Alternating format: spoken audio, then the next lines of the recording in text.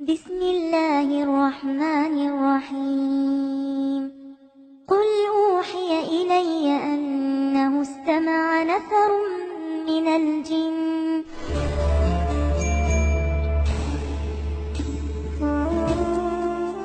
قرآن څه وایي؟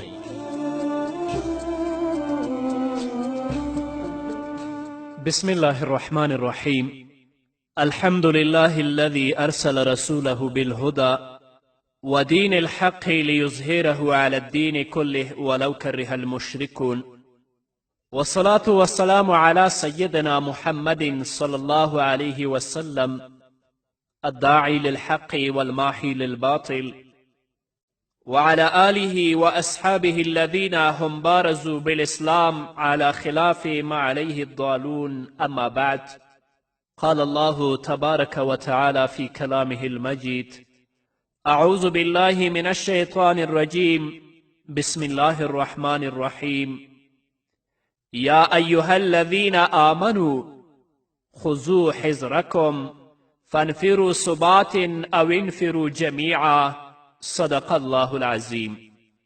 قدرمنو اوریدونکو، قرآن څه وایي د خپرونې مینوالو، السلام علیکم ورحمت الله وبرکاته. ستاسو روغتیا او خوشحالي د پاک رب نه غواړم، په دې هیله چې د صحت او عافیت جامې پر تن ولرئ او خوشحالي مو په برخه وي. دا دی زه محمد یاسین فهیم قرآن څه وایي خپرونه پیلوم. نو الله فرمایي ای هغه کسانو چې تاسو ایمان راوړئ، تیار وساتئ سامان د بچاو خپل، پس اوزئ ډلې ډلې یا اوزئ یو ځای. د دې آیت ربط مخکینی آیت سره علامه قرطبي داسې بیان کړی چې هر کله د الله رب العزت او د محمد رسول الله صلی الله علیه وسلم اطاعت په مخکې آیتونو کې ذکر شو، نو اوس الله حکم کوي اهل طاعت ته د احیا د دین او د اوچتوالي د دین، او احیا د دین او اوچتوالی د دین په څه سره کیږي؟ په قتال او په جهاد سره. لیکن الله اول دا لارښوونه او دا امر کوي چې په جهالت او ناپوهي او په عجلت سره په دښمن باندې حمله مه کوئ، بلکې د حملې دپاره پوره تیاری وکړئ او د منافقانو د دوښکو او د چلونو نه ځان بچ وساتئ. علامه ابن عاشور لیکي چې مفسرینو د دې آیت دپاره هیڅ سبب نزول نه دی ذکر کړی، نو معلومه شوه چې دا عام قانون دی او مقصد پکې تیاری کول ول د فتح مکې دپاره، ځکه چې دا آیت د هجرت په 8 کال نازل شوی او فتح مکه د دې نه وروستو په 8 کال باندې وشوه. نو الله فرمایي یا ایها الذین آمنو، ای هغه کسانو چې تاسو ایمان راوړی دی، خطاب مخلصانو مؤمنانو ته دی. خذو حذرکم، واخلی یا تیار وساتئ هغه سامان د بچ کولو خپل. حذر په فتحې د ح سره یا په کسرې د ح سره دواړه منقول دي، لیکن دلته په کسرې سره دی. علامه واحدي لیکي چې دلته د مفسرینو 2 اقوال دي. اول دا چې د حذر نه مراد د هغې آله ده چې هغه تور او ټوپک دي، نو معنا دا ده چې ونیسئ وسلې خپلې. خذو حذرکم، ونیسئ وسلې خپلې. دویم قول دا دی چې اخذ دلته په معنا د عمل کولو دی، لکه څنګه چې خذو العفو کې اخذ په معنا د عمل دی، نو دلته اخذ هم په معنا د عمل دی. نو معنا داسې کیږي احذروا عدوکم، یره وکړئ او ځان بچ وساتئ د دشمن نه، او په دې معنا کې هم د وسلو تیارولو ته اشاره ده او د هغې د استعمال طریقه او یادولو او د هغې دپاره عسکري تربیت حاصلولو ته اشاره ده.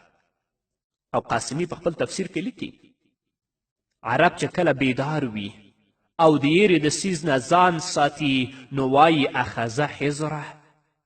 همدارنګه حذر هغه څیز ته ویل کیږي چې په هغې سره ساتنه کیږي، لکه وسله علامه قرطبي او صاحب اللباب لیکي چې په دې آیت کې دا دلیل نشته چې په حزر سره د تقدیر مقابله کیدی شي بلکې وسله ساتل هم په تقدیر کې داخل دي یعنی موږ به د اسباب شرعي استعمال کوو ځکه چې موږ په هغې مکلف یو او ورسره به عقیده لرو چې تدبیر د تقدیر مقابله نشي کولی ځکه چې موږ په ایمان بالتقدیر او اسباب شرعیه دواړو باندې مکلف یو نو الله وایي یا ایها الذین آمنو ای هغه کسانو چې ایمان هم راوړی دی خذو حذرکم تیار وساتئ یا واخلئ هغه سامان د مقابلې او د بچاو خپل فانفرو ثبات پس اوزئ ډلې ډلې فانفرو اصل د نفور د نفار نه دی نفرت کولو او بد ګڼلو ته ویل کیږي لیکن استعمالیږي په بهر وتلو باندې د پاره د مقابلې د دشمن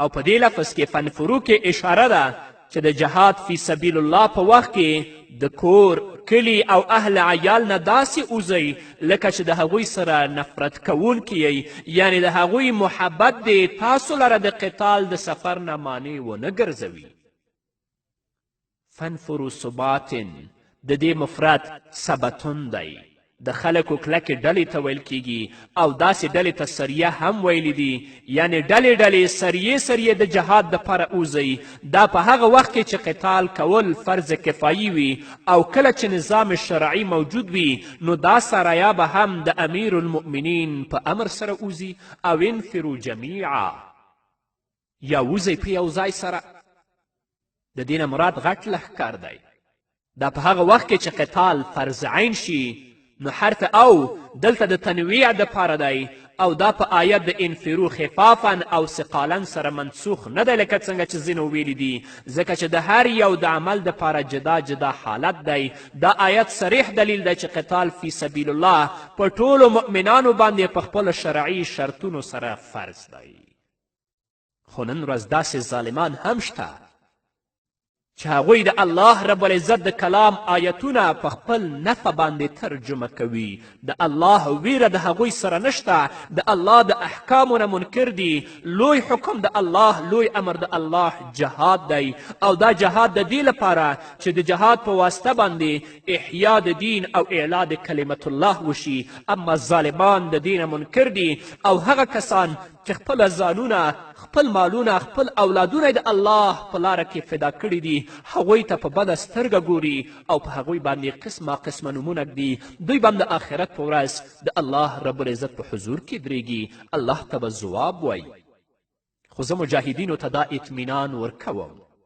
چې جهاد د الله حکم دی د الله امر دی تاسې په ناپوهي سره په عجلت سره په دښمن باندې حمله مه کوئ بلکې د حملې لپاره پوره تیاری وساتئ او د منافقینو او د مرتدینو د دوښکو او د چلونو همدارنګه د جاسوسانو د جاسوسونه ځانونه بچ وساتئ بیا په دښمن باندې حمله وکئ الله به هغوی ذلیله کوي الله به تاسو کامیابوي لکه څنګه چې محمد رسول الله صلی الله علیه وسلم صحابه و کرامو سره الله رب العزت په مشرکینو باندې او په ظالمانو باندې کامیاب کړ وَإِنَّ مِنْكُمْ لَمَنْ لَيُبَطِّئَنَّ فَإِنْ أَصَابَتْكُمْ مُصِيبَةٌ قَالَ قَدْ أَنْعَمَ اللَّهُ عَلَيَّ إِذْ لَمْ أَكُنْ مَعَهُمْ شَهِيدًا په دې آیت کې زجر دی منافقانو ته چې هغوی د مخکې ذکر شوي قانون خلاف کوي کما قانون چې الله ایښی منافقین د هغه قانون نه خلاف کوي نو الله په دې آیت کې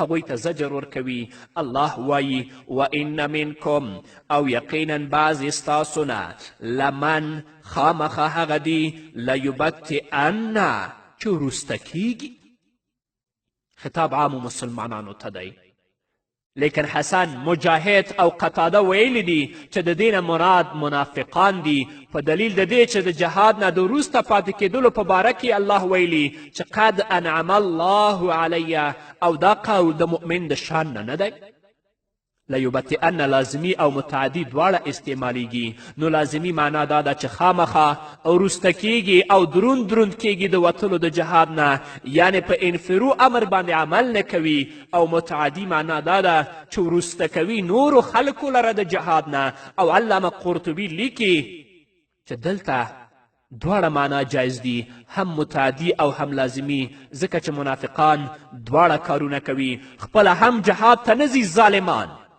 الله شرمولی دي، او هغه مجاهدین چې د الله رب العزت په لاره کې جهاد کوي، د کفر او د شرک او د مرتدینو په مقابل کې جنګیږي، هغوی هم د جهاد نه او د الله د لارې نه منع کوي.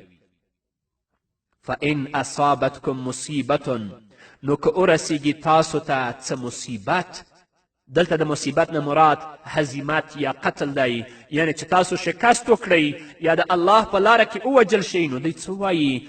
قال، نو دی وایي قد انعم الله علی، یقینا انعام کړی و الله تعالی په ما باندې، اذ لم اکن معهم شهیدا، کله چې نه وم د دوی سره حاضر. علامه قرطبي ویلي چې دا قول نه صادریږي مګر د منافق نه، او خصوصا په زمانه د نبی کریم صلی الله علیه وسلم کې. همدارنګه وروسته په سورة توبه کې 81 آیت کې هم دا منافقان د جهاد نه پاتې کېدلو ته انعام وایي او په دې باندې خوشحالي کوي. نو معلومیږي چې دا خطاب منافقانو ته دی، ځکه دا قول د منافقانو دی او مسلمان سره دا قول نه ښایي. ولئن اصابکم فضل من الله، په دې آیت کې الله رب العزت د دوی دویم حال بیانوي. ولئن اصابکم، او که ورسیږي تاسو ته فضل من الله، فضل د الله له طرف نه. د فضل نه مراد دلته فتح او غنیمت دی، یعنی په خپل دښمن باندې تاسو غالب شئ او غنیمتونه لاسته راوړئ. لیقولن، نو خامخا وایي دی کأن لم تکن، گویا که نه و بینکم و بینه مودتون، په منځ ستاسو او د ده کې دوستانه. څه وایي؟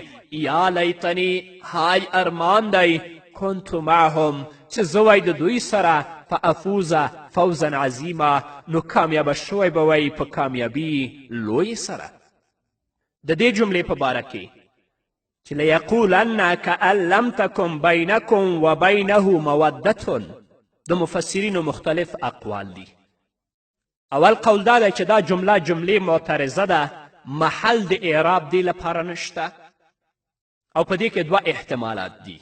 اول دا چې دا متعلق دی د اذ لم اکن معهم شهیدن سره، یعنی دغه قول د دې وجې نه کوي چې گویا که ستاسو او د ده په منځ کې هیڅ دوستانه نشته.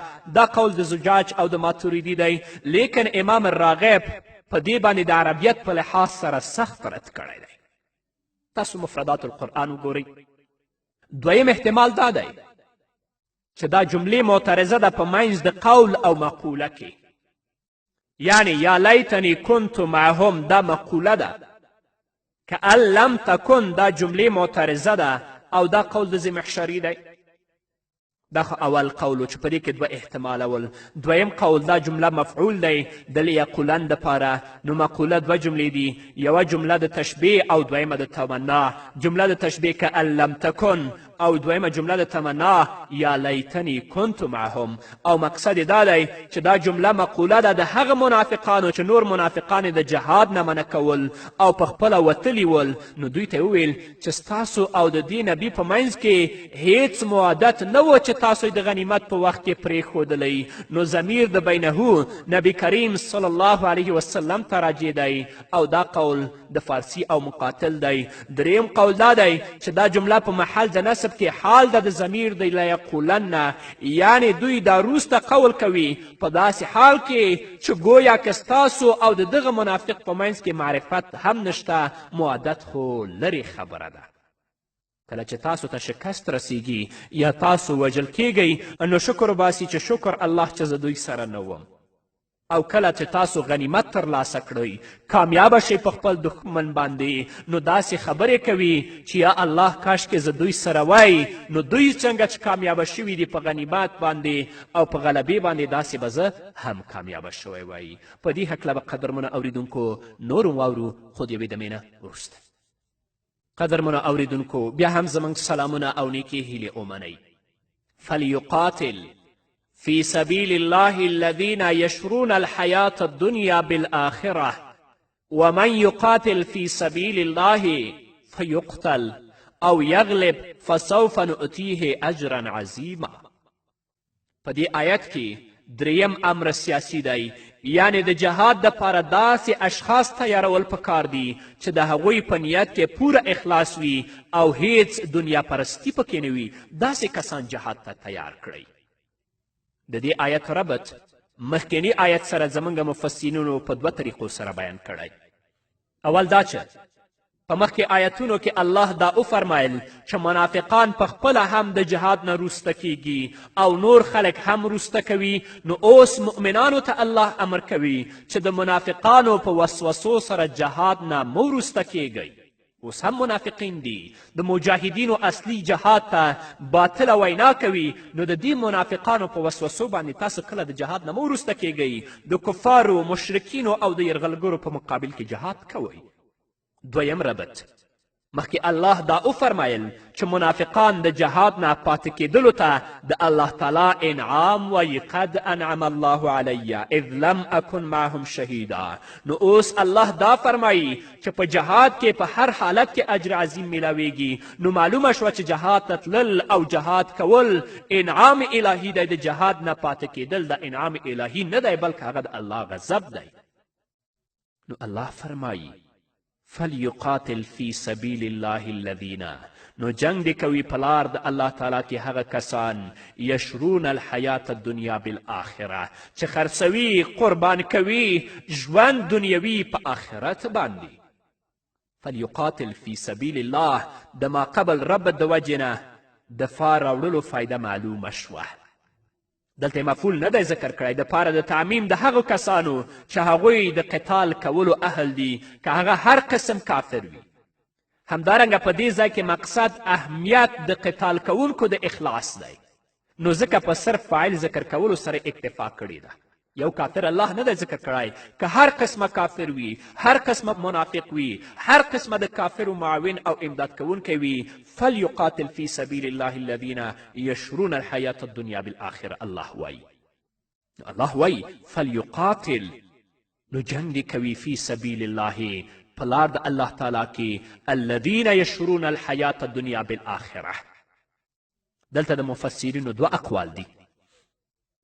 اول قول دا دی چې یشرونه په معنا د یبیعونه دی، یعنی خرڅوي او قربانوي د دنیا ژوند او د هغه مزې او خواهشات په آخرت باندې، او دا نهایت اخلاص نیت ته اشاره ده. دویم قول دا دی چې یشرونه په معنا د اشترا دی، یعنی ژوند دنیوي غوره کوي په آخرت باندې، یعنی دوی منافقان دي. نو منافقانو ته ترغیب ورکوي چې منافقت پرېږدئ بلکې قتال فی سبیل الله وکړئ. په دې کې اول قول غوره دی چې یشرونه په معنا د یبیعونه دی، یعنی خرڅوي او قربانوي د دنیا ژوند او د هغه مزې او خواهشات په آخرت باندې، او دا نهایت اخلاص دی. ومن یقاتل فی سبیل الله، او چا چې جنگ وکړه په لار د الله تعالی کې، فیقتل او ووژلی شي، او یغلب یا زورور شي، فسوف نؤتیه اجرا عظیما، نو زر دی چې ور بکړو موږ هغه ته ثواب لوی. که وژل کیږي الله ثواب ورکوي، که وژل کیږي نه بلکې په دښمن باندې غالب کیږي هم الله رب العزت لوی اجر ورکوي. ومن یقاتل فی سبیل الله فیقتل او یغلب، په دې جمله کې ترغیب بلیغ دی قتال کولو ته. یعنی مقاتل او مجاهد دی په دوو څیزونو کې د یو څیز عزم خامخا وکړي، شهادت یا فتحه. چې د الله رب العزت په لاره کې جهاد ته وځي، د دې دوه څیزونو عزم او قصد به کوي چې یا به شهید کیږم یا به الله فتحه راکوي. تښتېدل دې کله هم په زړه کې نه راولي. هر کله چې شهادت سبب د اجر دی، نو هغه الله مخکې ذکر کړی، او یغلب نه مراد د دشمن قتلول او هغوی لره شکست ورکول او غنیمت حاصلول دي. فسوف نؤتیه اجرا عظیما، داسې مضمون په حدیث د بخاري او د مسلم کې هم ذکر دی چې الله تعالی ذمهداري اخیستلې ده د هغه چا دپاره چې جهاد لپاره وځي او نه وباسي دې لره په لار د الله کې مګر جهاد او تصدیق د کلمې د هغه. نو الله تعالی به داسې شخص جنت ته داخلوي په سبب د شهادت، یا به خپل کور ته واپس ګرځوي سره د دې چې اجر یا غنیمت به حاصل کړی وي. دلته او ومن یقاتل فی سبیل الله فیقتل او یغلب، دلته او د مانت الخلا دپاره دی اجر او غنیمت دواړه هم حاصلیدلی شي. د آیت او د رسول الله صلی الله علیه وسلم د حدیث دلالت کوي چې د شهادت او غلبې په حال کې برابري ده، لیکن غوره دا ده چې دا برابري په مطلق اجر عظیم کې ده، اگر که په کیفیت د اجر کې شهادت لوی سبب ده د څه نه؟ د فتح او د غلبې نه. وما لكم لا تقاتلون في سبيل الله والمستضعفين من الرجال والنساء والولدان الذين يقولون ربنا أخرجنا من هذه القرية الظالم أهلها واجعل لنا من لدنك وليا واجعل لنا من لدنك نصيرا. په دې آیت کې الله رب العزت ذکر د ترغیب کوي قتال فی سبیل الله ته سره د ذکر د علتونو د قتال نه. نو په دې آیت کې دوه علتونه الله اول ذکر کوي چې تاسو ولې جهاد وکئ. اول علت دا دی چې د الله رب العزت دین اوچت کړئ، د الله کلمه اوچته کړئ. دویم دا چې تاسې د مستضعفینو دفاع وکړئ. دا د مسلمان او د مجاهد وجیبه ده چې هغه به د ضعیفو خلکو نه، د مشرکینو، د مرتدینو او د منافقینو په مقابل کې دفاع کوي. نو دوه علتونه الله د جهاد ذکر کوي.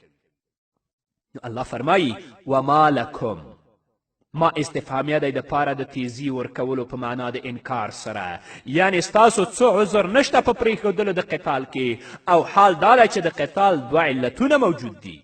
وما لکم، څه عذر دی د ستاسو، لا تقاتلون، چې جنگ نه کوئ. اول علت فی سبیل الله، فی په معنا د لام دی او مضاف پټ دی، یعنی اعلاء سبیل الله، او سبیل الله په معنا د کلمه الله دی، یعنی فی اعلاء کلمت الله،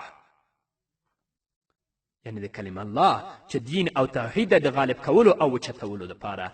دویم علت والمستضعفین، په دې کې دوه مشهور اقوال دي. اول قول د ابن شهاب دی چې مستضعفین په لفظ د الله باندې عطف دی، یعنی سبیل المستضعفین، او قتال په سبیل د دوی کې دا دی چې هغوی د قید و بند دشمنانو نه وساتئ او د هغوی حفاظت وکړئ. دویم قول د مبرد او د زجاج دی چې دلته مضاف پټ دی، یعنی فی خلاص المستضعفین، یعنی د دشمنانو د لاسونو نه خلاصول. او مستضعفین هغه کسان دي چې مشرکان د هغوی د کمزوري کولو هر وخت کوشش او طلب کوي، یا په معنا د ضعفا دی. او دا دلیل دی چې په قتال فی سبیل الله کې کله مقصد دا وي چې کمزوري مؤمنان د کافرانو د تسلط نه بچ کړی شي، لکه چې په دې زمانه کې موږ او تاسو وینو چې زموږ او ستاسو په ټولنه کې ظالمانو او مرتدینو مسلمانان ضعیفه کړي دي، حتی هغوی په ماشومانو باندې، په تورسرو باندې او په سپینګیرو باندې رحم نه کوي. نو دا د مجاهد وجیبه او د مجاهد وظیفه ده چې د الله په لاره کې جهاد وکړي تر څو دا مستضعفین د ظالمانو د ظلم او د وحشت نه راوباسي. من الرجال، من د پاره د بیان دی، یعنی دوی درې جنسه اشخاص دي. اول دا بالغ نارینه کسان دي لیکن معذوره یا بوډاګان دي. دویم والنساء، او دریم والولدان دي. د ولدان نه مراد نابالغه بچي دي، لکه په حدیث د ابن عباس رضی الله عنهما کې چې هغه ویل چې زه او زما مور د مستضعفینو نه وو. مفسرین لیکي چې ولدان جمع د ولد ده، که مذکر وي که مؤنث وي، یا جمع د ولید ده، نو مراد ترېنه مریان او وینځې دي. لیکن اول قول غوره دی او په ذکر د ولدان کې د دوی زیات ظلم کولو ته اشاره ده چې دا مشرکین او دا یرغلګر او د دوی مزدوران په وړو بچو باندې هم رحم نه کوي، حتی درې ورځني ماشومان د ظالمان په ګهوارو کې په شهادت رسوي او په هغه ظالم باندې بیا د لیوني او د وحشي نوم کیږي. الذین یقولون ربنا، دا صفت دی د مستضعفین. د هغه کسان دي چې وایي ای زموږ پروردګاره، اخرجنا وباسې موږ من هذه القریة، د دغه کلي نه الظالم اهلها، چې ظالمان دي اوسیدونکي د دوی. د قریې نه مراد مکې مکرمه ده. ظالمې دې ته صفت به حال متعلقه ویل کیږي، او اهلها یې د دوه وجو نه ذکر کړو. اوله وجه ذکر د کلام دی په حقیقت باندې، ځکه چې ظلم کول د اوسیدونکو صفت دی. دویمه وجه دا ده چې په نسبت د ظلم کې قریې ته د مکې مکرمې توهین لازمیږي نو ځکه اهل ذکر که او د ظلم نه مراد شرک او کفر کول او مؤمنانو ته قسمه قسم تکلیفونه رسول دي او د دې صفت په تعمیم سره دا حکم د مکې نه غیر نورو علاقو ته هم شامل دی چې په هغې کې داسې حالات وي ځکه کومه مسلمانان چې په مکې مکرمه کې پاتې ول نو مشرکانو په هغو باندې ظلمونه کول او هغو ظالمانو دا مسلمانان نه پرېښودل چې هجرت هم وکړي نو دوی به دا ویلې چې ای زموږ پروردګاره اخرجنا من هذه القریه وباسې موږ د دې کلي نه الظالم اهلها چې ظالمان دي اوسېدونکي دي دوی واجعل لنا من لدنک ولیا او مقرر کړه موږ لره د خپل طرف نه دوست او بچ کوونکی د ولی نه مراد داسې کس دی چې دوی لره د ظالمانو د ظلم نه خلاص کړي او د دوی د دین او نفسونو حفاظت وکړي یا د دوی دپاره د هجرت لاره آسانه کړي واجعل لنا من لدنک نصیرا او مقرر کړه موږ لپاره د خپل طرف نه امداد کوونکی نصرت د انسانانو د یو بل سره په معنا د مرسته او ډله کولو دي لکه چې د عیسی علیه الصلاة والسلام حوارینو ویلي ول نحن انصار الله او بعضو مفسرینو لیکلي دي چې ولیان او نصیرن کې مصدري معنا مراد ده یعنی ولایتن و نصرتن او الله تعالی د دوی دا دعا قبوله کړه او ورسره د نبی کریم صلی الله علیه وسلم دعا په طریقه د قنوت نازله هم یو ځای شوه ځکه چې په حدیث د بخاري کې ذکر دی چې نبی کریم صلی الله علیه وسلم هر کله سر د رکوع نه په آخر کې راپورته که نو د بعضې سړو او د مستضعفینو د نجات دپاره دعا غوښتله چې ولید بن ولید سلمه بن هشام عیاش ابن ابي ربیعه رضی الله عنهم ول او د کافرانو دپاره یې عذاب وغوښتلو نو دا دعاګانې داسې قبولې شوې چې مکې مکرمه فتح شوه او د هغه والي عتاب بن اسید رضی الله تعالی عنه مقرر که او هغه د مکې د مؤمنانو پوره حفاظت وکه او مظلومان یې د ظالمانو او د دې مشرکینو د ظلم نه بچ کړل نو الله رب العزت د دوی دعا چې کله داسې ویلې ربنا اخرجنا من هذه القرية الظالم اهلها واجعل لنا من لدنك وليا واجعل لنا من لدنك نصيرا الله قبول کړه د دوی ترڅنګ څنګه چې دوی دا دعا کوله رسول اکرم صلی الله علیه وسلم هم قنوت نازله د رکوع نه وروسته لسته د ظالمانو د تباهي لپاره دعا کوله او د مسلمانانو د نجات لپاره دعا کوله الله یې دعا قبوله کړه مکې مکرمه د محمد رسول الله په لاس باندې فتح شوه الله رب العزت مکه فتح کړه د رسول الله په لاس باندې نو رسول الله عتاب بن اسید د هغه امیر مقرر که او هغه د مسلمانانو پوره حفاظت کوه نور به واورو قدرمن اوریدونکو خو د یوې دمې نه وروسته قدرمن اوریدونکو بیا هم زموږ سلامونه او نیکې هیلې ومنئ الذین آمنوا یقاتلون فی سبیل الله والذین کفروا یقاتلون فی سبیل الطاغوت فقاتلوا اولیاء الشیطان ان کید الشیطان کان ضعیفا په دې آیت کې هم جهاد ته ترغیب دی په ذکر د بل علت سره چې هغه مقابله کول دي په اصل مقصد کې یعنی د کافرانو مقصد د تاغوت کلمه اوچتول دي د شیطان د کلمې اوچتول دي او د مؤمنانو مقصد کلمه د الله پورته کول دي نو مؤمنانو لره ضرور جهاد کول پکار دي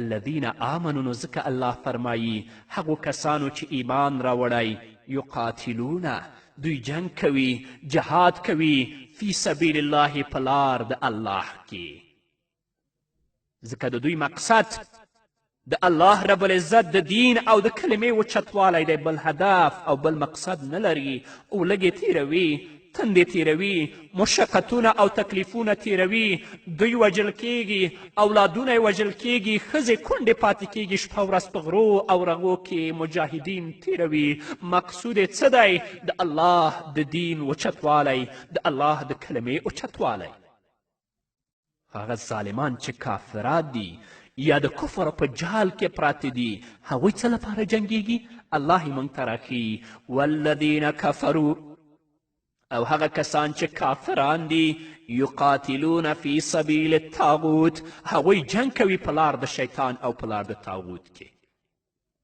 د طاغوت نه مراد عام شیطانان دي که هغه جني وي که انسي وي، معبود من دون الله وي او که حاکم وي.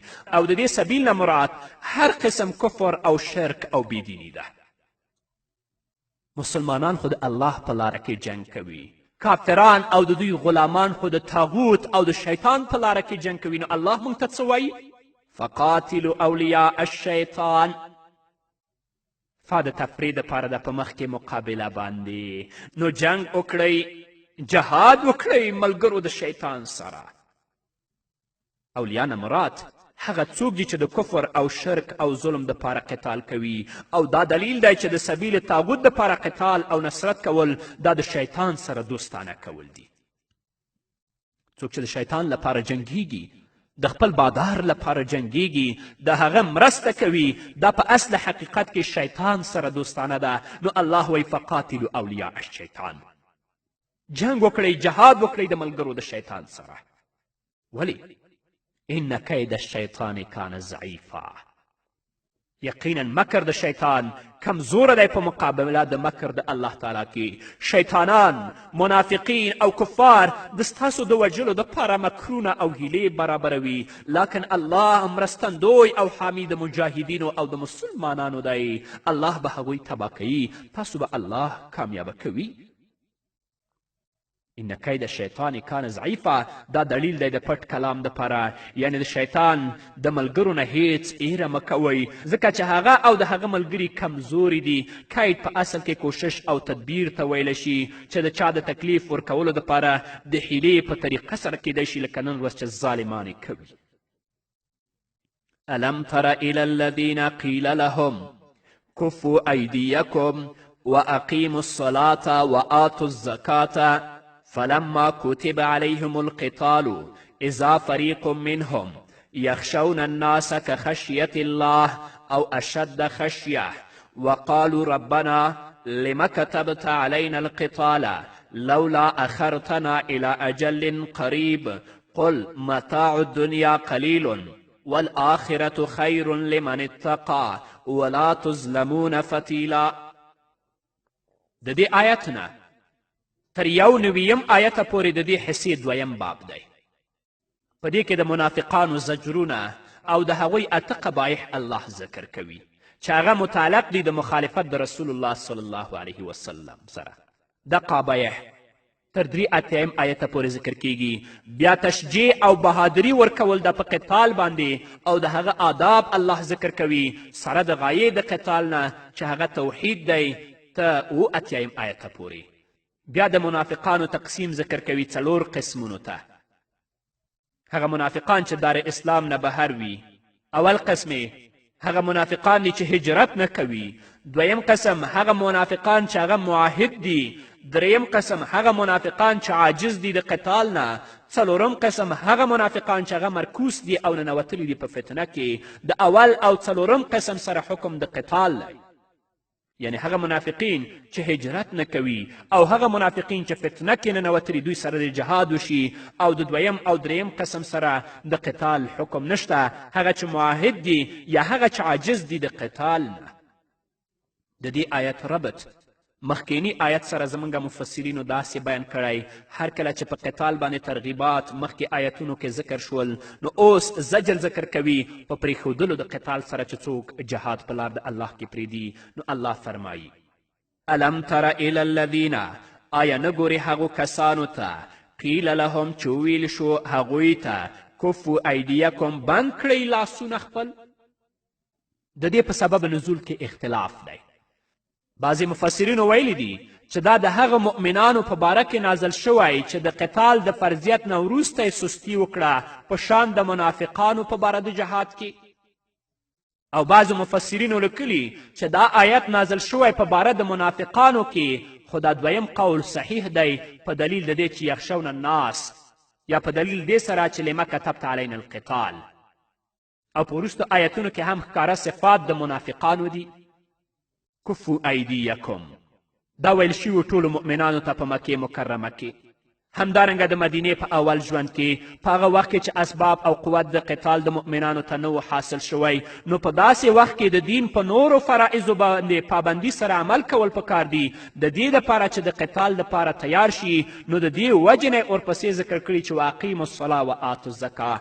اشاره ده چې تر څو پورې انسان د الله تعالی د حکم په بدن او مال سره پوره تابع نه وي، نو هغه جهاد هم نشي کولی، ځکه چې اول جهاد د نفس دی، بیا وروسته جهاد د کافرانو سره دی. نو الله فرمایي الم تره، آیا نه ګورې الی الذین هغو کسانو ته قیل لهم چې وویل شو هغوی ته کفو ایدیکم بند کړئ لاسونه خپل د جنګ نه، واقیموا الصلاة او پابندي کوئ د مانځه، وآتوا الزکاه او ورکوئ زکات. فلما کتب علیهم القتال، نو هر کله چې فرض کړی شو په هغوی باندې جنگ، اذا فریق منهم، نو دغه وخت یوه ډله د هغوی نه یخشون الناس، یېره کوي د خلکو نه که خشیت الله، په شان د یېرې د الله تعالی نه، او اشد خشیه، بلکې زیات دي په یېره کې.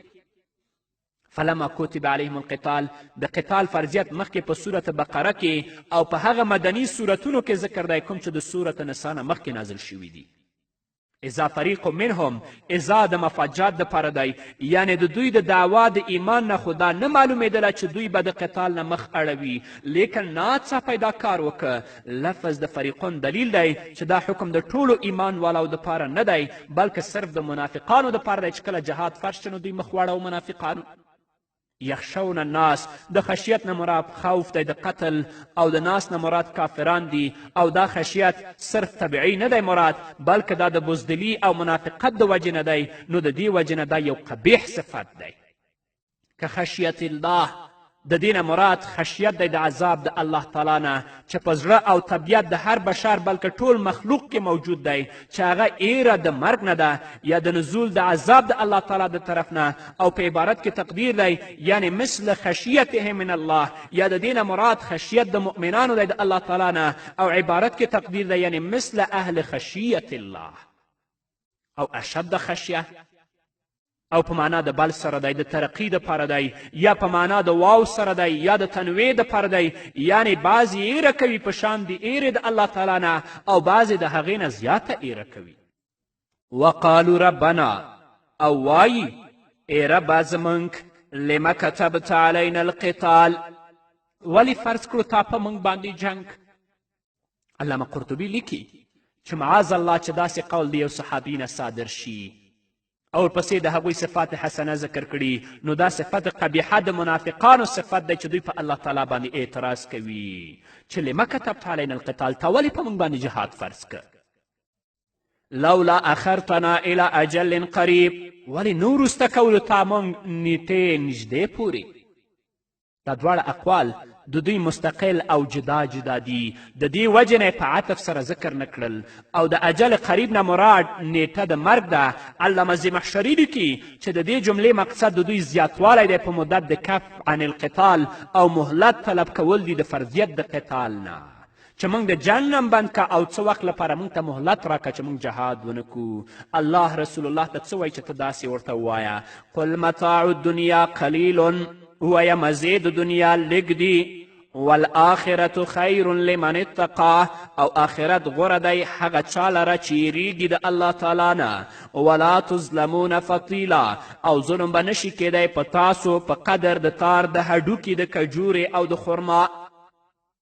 قل متاع الدنیا قلیل، هر کله چې د دوی اعراض د قتال نه په سبب د محبت د دنیا سره دی، نو د دې وجې نه الله تعالی تحقیر د دنیا او تقابل د دنیا او آخرت ذکر کوي چې تاسو خو جنگ نه کوئ، جهاد نه کوئ د دې لپاره چې دنیا سره محبت لرئ. نو الله رب العزت اوس د دنیا تحقیر او سپکوالی ذکر کوي. متاع نه مراد د دنیا ټول هغه څیزونه دي چې په هغې سره د دنیا فایده حاصلیږي. قلیل، قلت کموالی په اعتبار د فنا سره او د زر ځایله کېدو سره دی. علامه قرطبي لیکي چې قلیل ورته د دې وجې نه وویل شو چې بقا یې نشته بلکل. نو الله ځکه وایي قل متاع دنیا قلیل، مزې د دنیا کمې دي ځکه دې لپاره بلکل بقا نشته. والآخرة خیر لمن اتقا، علامه آلوسی په روح المانی کې لیکي چې د آخرت نه مراد ثواب د آخرت دی چې هغه په ښو اعمالو سره حاصلیږي او غټ په هغو عملونو کې قتال فی سبیل الله د جهاد دی. نو که غواړئ چې جنت حاصل کړئ، ابدي ژوند هم ښایسته شي، د مشرکینو یرغلګرو د ظالمانو په مقابل کې جنگ وکړئ، د الله د دین نه دفاع وکړئ او هغه مظلومان او مستضعفین چې د دوی په بند او په ظلم کې پراته دي هغوی د دوی د ظلم نه راوباسئ. نو ځکه الله وایي والآخرة خیر لمن اتقا. خیرون دا په اعتبار د بقا د نعمتونو او د ژوند. قدرمنو اوریدونکو بیا هم زموږ سلامونه او نیکي هیلې ومنئ. أينما تكونوا يدرككم الموت ولو كنتم في بروج مشيدة وإن تصبهم حسنة يقول هذه من عند الله وإن تصبهم سيئة يقول هذه من عندك قل كل من عند الله فما لهؤلاء القوم لا يكادون يفقهون حديثا. دا جمله د لولا اخرتنا سره متعلق ده، یعنی په تاخیر کې هیڅ فایده نشته. تاسو خو د الله نه دا غواړئ چې موږ ته لږ مهلت راکړه، په مهلت کې څه فایده نشته ځکه چې د مرګ نه خلاصی نشته.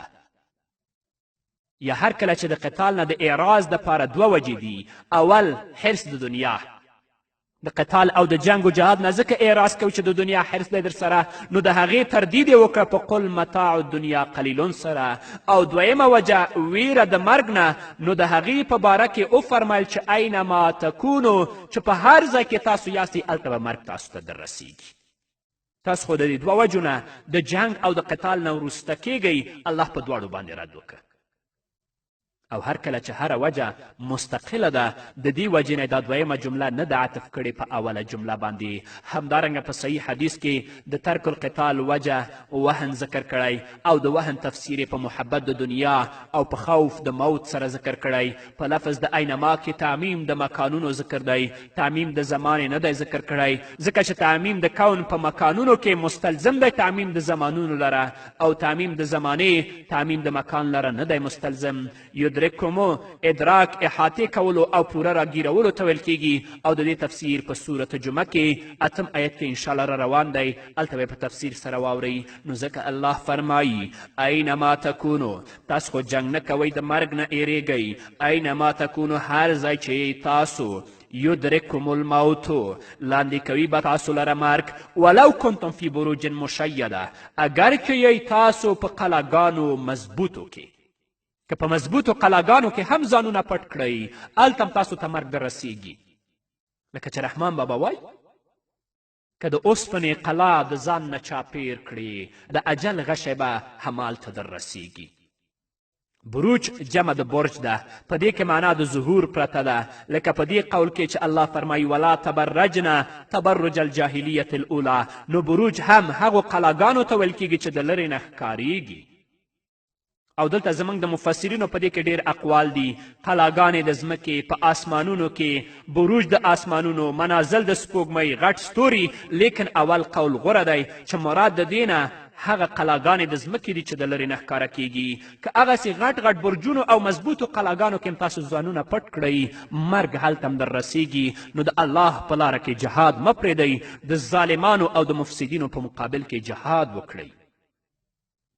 مشیده جوړې کړې شوي دي په شید چاونۍ سره یا په معنا د دنګې او اوږدې سره. ولو کنتم، لو په معنا د ان سره دی یا وسیله دی، نو د دې نه معلومه شوه چې د مرګ راتلل تاسو لره بغیر د برجونو نه خو په طریقې اولا سره آسان دي. که په برجونو کې هم ځانونه پټ کړئ هلته خو در رسیږي، که په برجونو کې نه یې نو په طریقې د آسانۍ سره خو به مرګ در رسیږي. وَإِن تُصِبْهُمْ حَسَنَةٌ، او کله چې ورسیږي دوی ته خوشحالي، یقول هذه من عند الله، دوی وایي دا د طرف د الله تعالی نه ده. وَإِن تُصِبْهُمْ سَيِّئَةٌ، او که ورسیږي دوی ته څه تکلیف، یقول هذه من عندک، دوی وایي دا ستا د طرف نه دي. دا د منافقانو بل قباحت دی چې الله یې ذکر کوي. وَإِن تُصِبْهُمْ حَسَنَةٌ، حسنه عام دی، سلامتیا، امن او فراخکالي، خوشحالي، فتح، نعمت او غنا ټولو ته شامل دی. که هر یو د دې نعمتونو دوی ته ورسیږي دوی وایي دا د الله د طرف نه دی. او سیئه هم عام دی، مرضونو، قحط، ییره، ګراني، غمونه، سختی او د ملګرو قتل او شکست او فقیري ټولو ته شامل دی. نو ځکه الله وایي وان تصبهم حسنة، کله چې ورسیږي دوی ته څه خوشحالي، یقولو هذه من عند الله، دوی وایي دا د طرف د الله نه دی.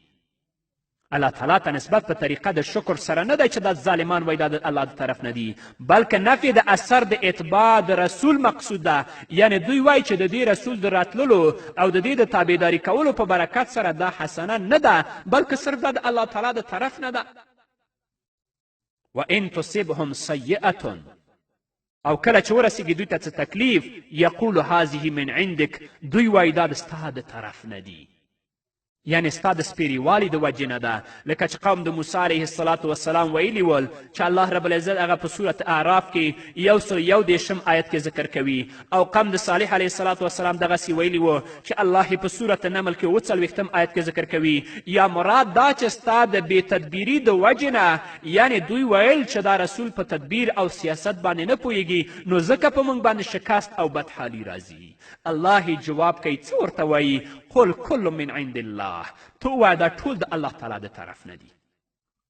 دا رد دی د دوی په باطل عقیده باندې، او دا ارشاد کول دی حق خبرې ته چې نعمت او مصیبت ټول د الله تعالی د طرف نه په اعتبار د خلق او یا ایجاد او په اعتبار د قضا او قدر سره دی، او دا اجمالی جواب دی چې الله یې ورکوي.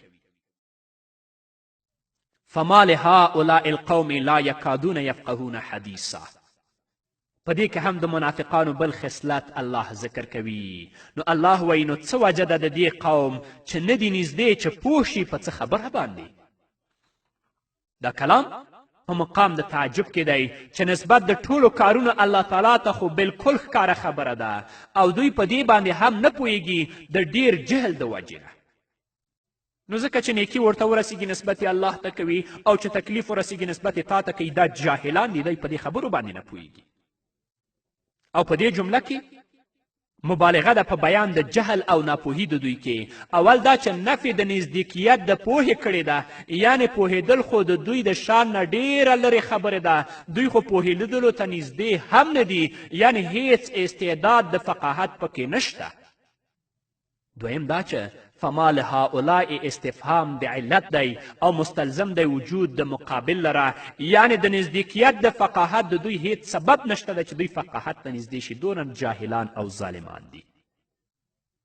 حدیثه اگر که نکره ده د پاره د مبالغې، لیکن مراد نه خبر د دین دی چې نازل شوی د طرف د الله تعالی نه، نو قرآن او حدیثو دواړو ته شامل دی. یا د دې نه مراد دغه مخکې خبره ده چې هر څه د الله د طرف نه دي، او حوادث د زمانې هم د الله د طرف نه دي، او دوی د هغې فاعل حقیقي نه پیژني. هر څه د الله له طرفه دي، اما دا ظالمان په دې باندې نه پوهیږي. نو ځکه الله رب العزت فرمایي فما لهؤلاء القوم، نو څه وجه ده د دې قوم لا یکادون یفقهون حدیثا، چې نه دي نږدې چې پوه شي په څه خبره باندې، نږدې نه دي ورته، پوهېدل خو په ځای باندې پرېږده چې په هغه باندې هیڅ کله نه پوهیږي. ما اصابک من حسنة، په دې خطاب کې دوه اقوال دي. اول دا چې دا خطاب دی نبی کریم صلی الله علیه وسلم ته، لیکن مراد ترېنه امت دی، او داسې په ډېرو آیتونو کې شته. دویم قول دا دی چې دا خطاب عام دی هر انسان ته سوا د نبی کریم صلی الله علیه وسلم نه، او معنای دا ده چې ما اصابک من حسنة فمن الله، د الله تعالی د فضل د وجې نه ده، په هغې باندې څه حق واجبه نشته. نو ځکه الله فرمایي ما اصابک من حسنة، هغه څه ورسېده تا ته څه خوشحالي، فمن الله، نو دا د فضل د الله تعالی نه ده. وما اصابک من سیئة، او هغه چې ورسېده تا ته څه تکلیف، فمن نفسک، نو دا د وجې د غلطي د ستا نه دي. ما اصابک من سیئة فمن نفسک، دا د وجې د ګناه ستا نه، او نفس نه مراد نفس اماره بالسوء دی.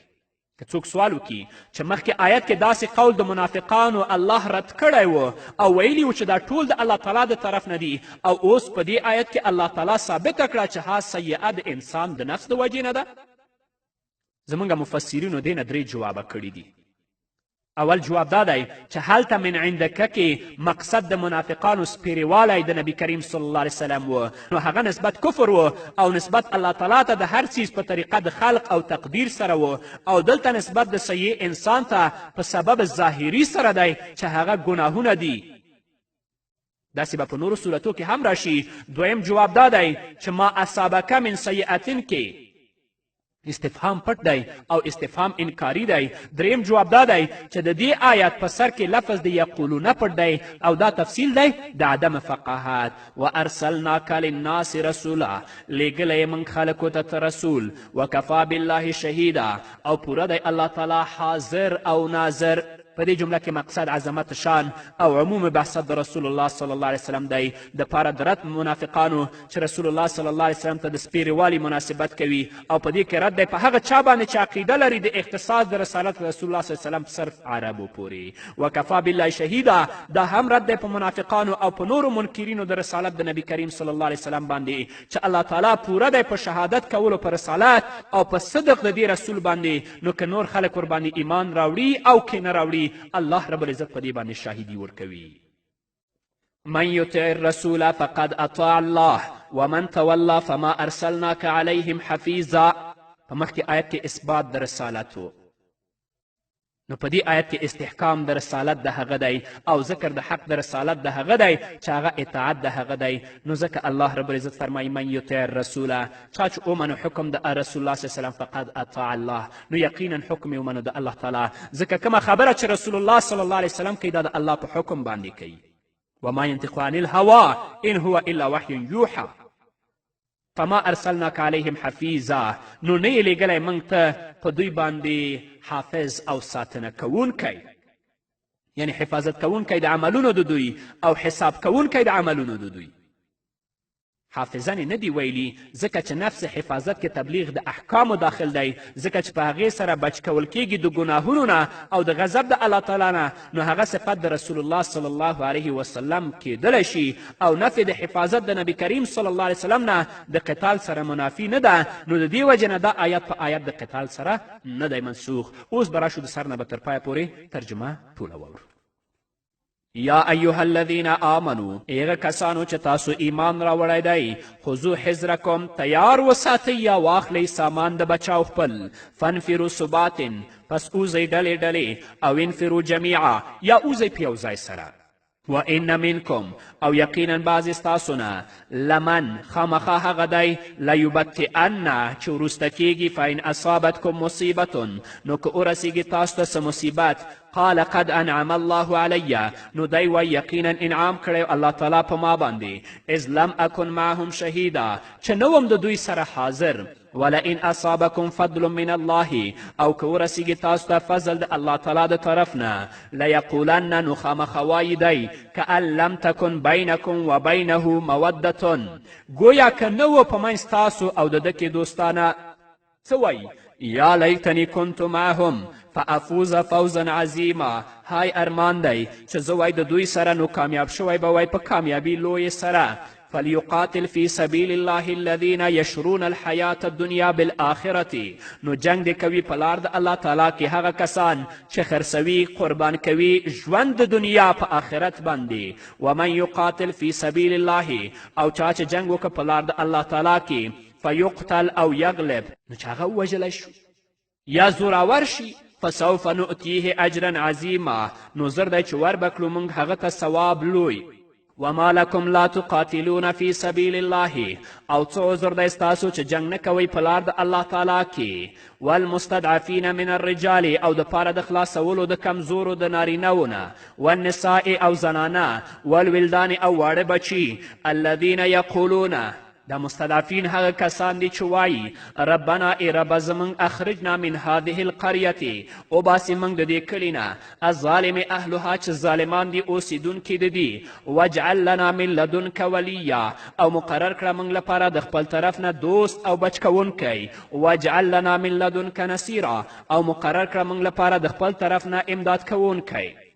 الذین آمنوا یقاتلون فی سبیل الله، هغو کسانو چې ایمان راوړی جنګ کوي جهاد کوي په لار د الله تعالی کې والذین کفروا او هغه کسان چې کافران دي جنګ کوي فی سبیل تاغوت په لار د شیطان کې فقاتلوا اولیاء الشیطان نو جنګ وکړئ د ملګرو د شیطان سره ان کید الشیطان کان ضعیفا یقینا مکر د شیطان کمزوره دی په مقابله د مکر د الله تعالی کې الم تر الی الذین آیا نه ګورې هغو کسانو ته قیل لهم چې ویل شو هغوی ته کفو ایدیکم بند کړئ لاسونه خپل د جنګ نه واقیموا الصلاة وآتوا الزکاة او پابندي کوئ د مانځه او ورکوئ زکات فلما کتب علیهم القتال کله چې فرض کړی شو په دوی باندې جنگ اذا فریق منهم نو دغه وخت یوه ډله د هغوی نه یخشون الناس یېره کوي د خلکو نه که خشیت الله په شان د یېرې د الله تعالی نه څنګه چې د الله تعالی نه یېرېږي دغه همدارنګه د خلکو نه یېرېږي او اشد خشیتا بلکې زیات دي په یېره کې وقالو ربنا او وایي ای ربه لما كتبت علينا القتال ولې دې فرض کړو په موږ باندې جنگ لولا اخرتنا الى اجل قریب ولې نه وروسته کولو تا موږ نیټې نږدې پورې قل متاع الدنیا قلیل ته ورته ووایه مزې د دنیا لږ دي والآخرة خیر لمن اتقا او آخرت غوره دی هغه چا لره چې یېرېږي د الله تعالی نه ولا تظلمون فتیلا او ظلم به نشي کیدی په تاسو په قدر د تار د هډوکې د کجورې اینما تکونو هر ځای چې تاسو یدرککم الموت لاندې کوي به تاسو لره مرګ ولو کنتم فی بروج مشیده اگر چې تاسو په قلاګانو مضبوطو کې و ان تصبهم حسنة او کله چې ورسیږي دوی ته خوشحالي یقولو هذه من عند الله دوی وایي دا د طرف د الله تعالی نه ده و ان تصبهم سیئة او که ورسیږي دوی ته تکلیف دوی وایي هذه من عندک دا ستا د طرف نه ده قل کل من عند الله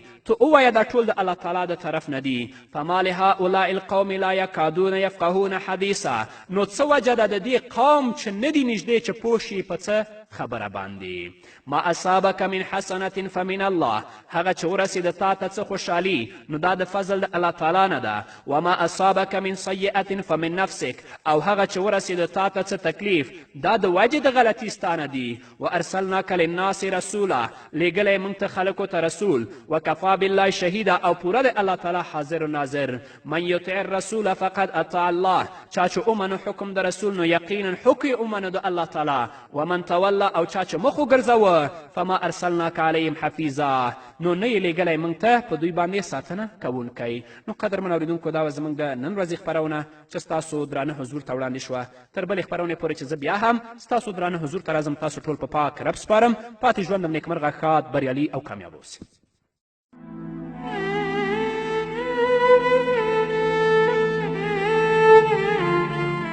د ژوند لار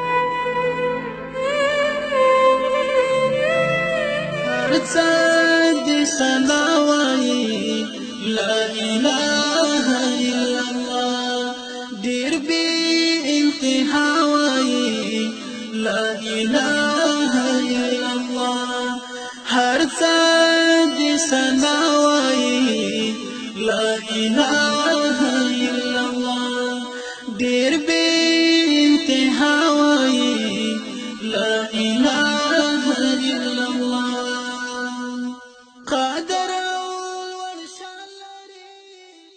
بسم الله الرحمن الرحيم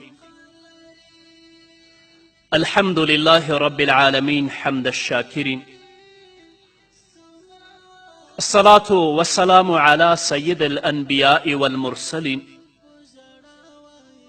سيدنا ونبينا وشفيعنا ومولانا محمد وعلى آله وأصحابه الطيبين الطاهرين قدرمنو اوریدونکو د ژوند د لارې د خپرونې مینوالو السلام علیکم ورحمت الله وبرکاته ستاسو روغتیا او خوشحالي د پاک رب نه غواړم په دې هیله چې د صحت او عافیت جامې پر تن ولرئ او خوشحالي مو په برخه وي دا دی زه محمد یاسین فهیم د ژوند د لارې د خپرونې په وړاندې کولو کې ستاسو په خدمت کې یم زموږ د نن ورځې د خپرونې موضوع بیا هم د یو مسلمان ځانګړتیاوې درنو اوریدونکو په تیرې خپرونه کې تاسو واورېدل چې د یو مسلمان 18مه ځانګړتیا دا ده چې هغه به په نیکي امر کوي او له بدي نه به منع کوي. په نننۍ خپرونه کې غواړم چې د امر بالمعروف او نهی عن المنکر سیاسي اړخ درته وړاندې کوم. الله رب العزت په سورة حج کې 41 آیت کې فرمایي الذین ان مکناهم فی الارض اقاموا الصلاة. دا همغه خلک دي که موږ یې په ځمکه کې شته کړو نو لمونځ قائموي، لمونځ دروي، همدارنګه زکات ورکوي، په نیکي باندې امر کوي او د بدی مخه نیسي. ولله عاقبة الامور. او د ټولو کارونو پای الله رب العزت ته دی. د آیت مطلب دا دی چې امر بالمعروف او نهی عن المنکر چې څنګه دعوتي اړخ لري همدا ډول سیاسي اړخ هم لري. یعنی اسلامی امت او د دوی د چارو مسئولین د اسلامی شریعت په تطبیقولو مکلف دي او دا مکلفیت یې د یوې دینی فریضې په څیر په ذمې دی او ادا کول به یې د سترو او اساسي مسئولیتونو څخه وي. نو په دې کې لټي کول روا نه دي او بیخي پرېښودل خو یې لا غټه خبره ده. مسلمان حاکم چې زیات قدرت لري او لوی مسئولیت هم په غاړه لري که چیرې د اسلامي شریعت مطابق عمل وکړي او شرعي احکام نافذ کړي په امت او په رعیت باندې واجب ده چې اوامر یې واوري او ویمني او کومک ورسره وکړي. خو که چیرې د دې خلاف د حاکم امر بالمعروف پریښود او منکراتو کې په خپله ورګډ شو او د اسلامي شریعت نه کوږ شو نو د امت اکثر علما په دې نظر دي چې اهل حل والعقد یعنی د امت د نظر خاوندان حق لري چې دا پادشاه خلع کړي حتی تر دې چې ضرورت پیښ شي صلاح دې راواخلي او ورسره دې وجنګي. د اسلامي ټولنې افراد او غړي که په هره مستوا کې وي په خپله مستوا کې د ټولنې د اصلاح او د حاکم د برابرولو مسئولیت په غاړه لري او مکلف دي چې کله په ټولنه کې بېنظمي راشي د معروف ځای منکر او د منکر ځای معروف ونیسي باید راپاڅېږي. د مسلم حدیث دی نبی کریم صلی الله علیه وسلم فرمای ما من نبی بعثه الله في أمته قبلي إلا كان له من أمته حواريون وأصحاب يأخذون بسنته ويقتدون بأمره ثم إنها تخلف من بعدهم خلوف يقولون ما لا يفعلون ويفعلون ما لا يؤمرون فمن جاهدهم بيده فهو مؤمن ومن جاهدهم بلسانه فهو مؤمن ومن جاهدهم بقلبه فهو مؤمن وليس وراء ذلك من الإيمان حبة خردل. پیغمبر علیه الصلاة والسلام فرمای هیڅ یو پیغمبر هیڅ یو نبی الله لمانه مخکې نه دی استولی مګر دا چې په خپل امت کې به حوارین او ملګري درلودل د ده سنت به یې رانیول او د ده په حکم پسې به یې اقتدا کوله. خو له پیغمبرانو نه وروسته بیا داسې نااهله ځایناستي راځي چې وایي به هغه څه چې نه به کوي او کوي به هغه څه چې امر پرې نه کوي. نو چا چې په لاس باندې ورسره جهاد وکه هغه مؤمن دی او چا چې په ژبه باندې ورسره جهاد وکه هغه مؤمن دی او چا چې په زړه باندې ورسره جهاد وکه هغه مؤمن دی. له دې نه اخوا بیا د اوري د دانې په اندازه هم ایمان نشته یعنی کې دا ټول ونه کړل په دې اندازې ایمان هم پکې نشته. کله چې دا ګمراه ځایناستي قدرت ته ورسیږي او وغواړي چې اسلامي ټولنه بېدیني ته راکاږي او نصیحت کول څه ګټه نه رسوي په داسې صورت کې په اسلامي امت باندې واجب دی چې د خپلو ظروفو او توان مطابق بدلون راوستلو ته مټې راونغاړي. خو دا مسئولیت ولې د اسلامي امت په غاړه ور واچول شو؟ ځکه نبی کریم صلی الله علیه وسلم فرمایی ما من قوم یعمل فیهم بالمعاصی یقدرون على ان یغیروا فلا یغیروا الا اوشک ان یعمهم الله منه بعقابه. د حدیث امام بیهقی رحمه الله په سنن کبرا کې رانقل کړی. په هیڅ یو قوم کې ګناهونه نه زیاتیږي په داسې حال کې چې دوی د بدلون راوستلو توان لري، خو د دې لپاره نه راپاڅیږي مګر دا چې الله رب العزت به دوی د خپل لور نه په عام عذاب کې راګیر کړي. همدارنګه الله رب العزت په صورت اعراف کې 115 او 116 آیت کې فرمایي فلما نسوا ما ذكروا به أنجينا الذين ينهون عن السوء وأخذنا الذين ظلموا بعذاب بئيس بما كانوا يفسقون فلما عفوا عما نهوا عنه قلنا لهم كونوا قردة خاسئين. خو کله چې دوی هغه څه هیر کړل چې پند پرې ورکول کېدو، هغه مو وژغورل چې له بدو کړنو یې مخنیوی کوه او ظالمان مو د دې لپاره په عذاب او په بد عذاب اخته کړل چې فسق یې کاوه. کله چې دوی له هغه څه نه سرغړاوی وکړه چې ترې منع شوي وو، ورته مو وویل رټل شوي بیزوګان یا رټل شوي شادیان شئ. هغه ډله چې نافرمانی او سرکشي یې کړې وه په هغو باندې د الله رب العزت عذاب راغی، او هغه ډله چې دوی ته یې نصیحت کړی و هغوی الله رب العزت وژغورل، او هغه ډله چې ګناه خو یې نه وه کړې خو هغه کسان یې نه و منع کړي چې په ګناهونو کې اخته ول، دوی هم الله رب العزت د لومړنۍ ډلې په څیر په عذاب اخته کړل.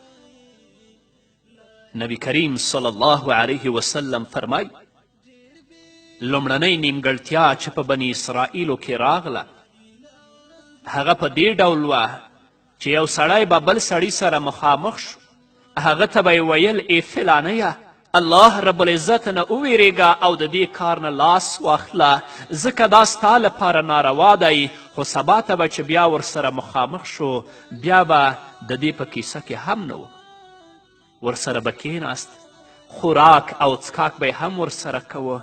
کله چې دوی دا کار وکه الله رب العزت د ځینو زړونه ځینو نورو سره ووهل، یعنې ورته ورته کړل. بیا نبی کریم صلی الله علیه وسلم دا آیت ولست لعن الذین کفروا من بني اسرائیل علی لسان داوود و عیسی ابن مریم. نو له دې آیتونو او احادیثو نه په وضاحت سره معلومیږي چې اسلامي امت باید د خپلو حاکمانو او مسئولینو څارنه وکړي چې دوی په خپله اصلي دنده کې چې امر بالمعروف او نهی عن المنکر دی څنګه دي، که یې نیمګړتیاوې درلودې نصیحت دې ورته وکړي، او که کاږه و بیرته دې راسم کړي، ځکه فاسد چاپیریال د خلکو د خراب کېدلو لامل جوړیږي او د جاهلو او ګمراه خلکو اخلاق نورو ته هم سرایت کوي. حکومت خو پرېږده، حاکم خو پرېږده، راشه د خپلې کورنۍ ته. که ته په خپلې کورنۍ کې ناروا او منکر وینې څومره دې د هغو مخالفت کړی او څومره دې د خپل کورنۍ غړي معروف طرف ته هڅولی دي، او که دې هغو ته نصیحت کړی ستا خبره یې نه ده منلې، تر کوم حده پورې تا د هغو نه کرکه کړې او تې لرې شوی یا هغو سره په یو دسترخوان ناست دي. علمای کرام د منکر په وړاندې د مقاومت 3 ډولونه بیانوي. اول په لاس باندې ورسره جهاد کول، یعنی عملی اقدام، لکه چې نبی کریم صلی الله علیه وسلم فرمایي فمن جاهدهم بیده فهو مؤمن. د دې موضوع په اړه علماو ډیر بحثونه کړي او مختلف نظرونه وړاندې کړي. یو هم له هغو نه دا دی چې مسلمان ټولګی باید د منکر سره مقابله وکړي، د فساد سره مقابله وکړي او په لاس باندې لرې کړي، ان تر دې چې د ضرورت پر مهال سلاح هم کارولی شي، خو په دې شرط چې له دې نه د غټ ضرر لامل نشي. دویم په ژبه باندې ورسره جهاد کول، یعنی وعظ و نصیحت. لکه چې نبی کریم صلی الله علیه وسلم فرمایي ومن جاهدهم بلسانه فهو مؤمن.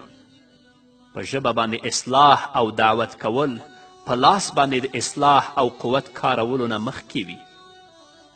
رسول الله صلی الله علیه وسلم هغه خلک هلاک او ختمیدونکي ګڼلي چې له ظالم نه ډاریږي او له ظلم نه یې نه منع کوي.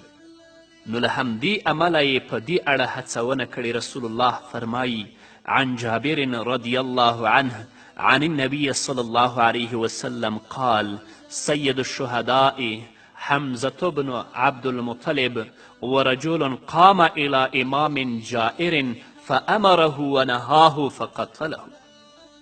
حضرت جابر فرمای چې نبی کریم صلی الله علیه وسلم وفرمایل د قیامت په ورځ به د شهیدانو سید او سردار حمزه بن عبدالمطلب وي او بل به هغه شخص وي چې د ظالم په خلاف راپاڅېدلی وي، هغه ته یې امر او نهی کړی وي، هغه ظالم دی وژلی وي. یعنی د ظالم په خلاف راپاڅېدلی وي، هغه ته یې په نیکیو امر او د بدیو نه نهی وکړه، هغه ظالم دی ووژه. نو دا به هم د شهیدانو سید او سردار وي. نن ورځ خو د دې پر ځای چې موږ د ظالم په خلاف راپاڅو، هغه ته د نیکي لار وروښیو او د بدي نه یې منع کړو، د هغه ظالم تر څنګ د ملا او د عالم په نامه درېږو، د هغه منکر ته تجویز ورکوو او هغه ته مشروعیت ورکوو. دریم په زړه باندې ورسره جهاد کول، لکه چې نبی کریم صلی الله علیه وسلم فرمایي ومن جاهدهم بقلبه فهو مؤمن.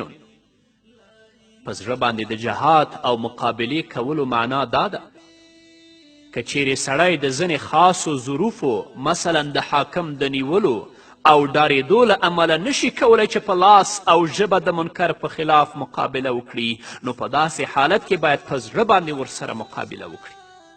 خو د زړه مقاومت به یوازې د زړه انکار او نور ورته تسلیمېدل نه وي، بلکې مطلب دا دی چې د زړه انکار باید د زړه د یو احساس له حدودو نه ووځي او په یوه متحرکه او ژوندۍ مفکوره باندې بدل شي.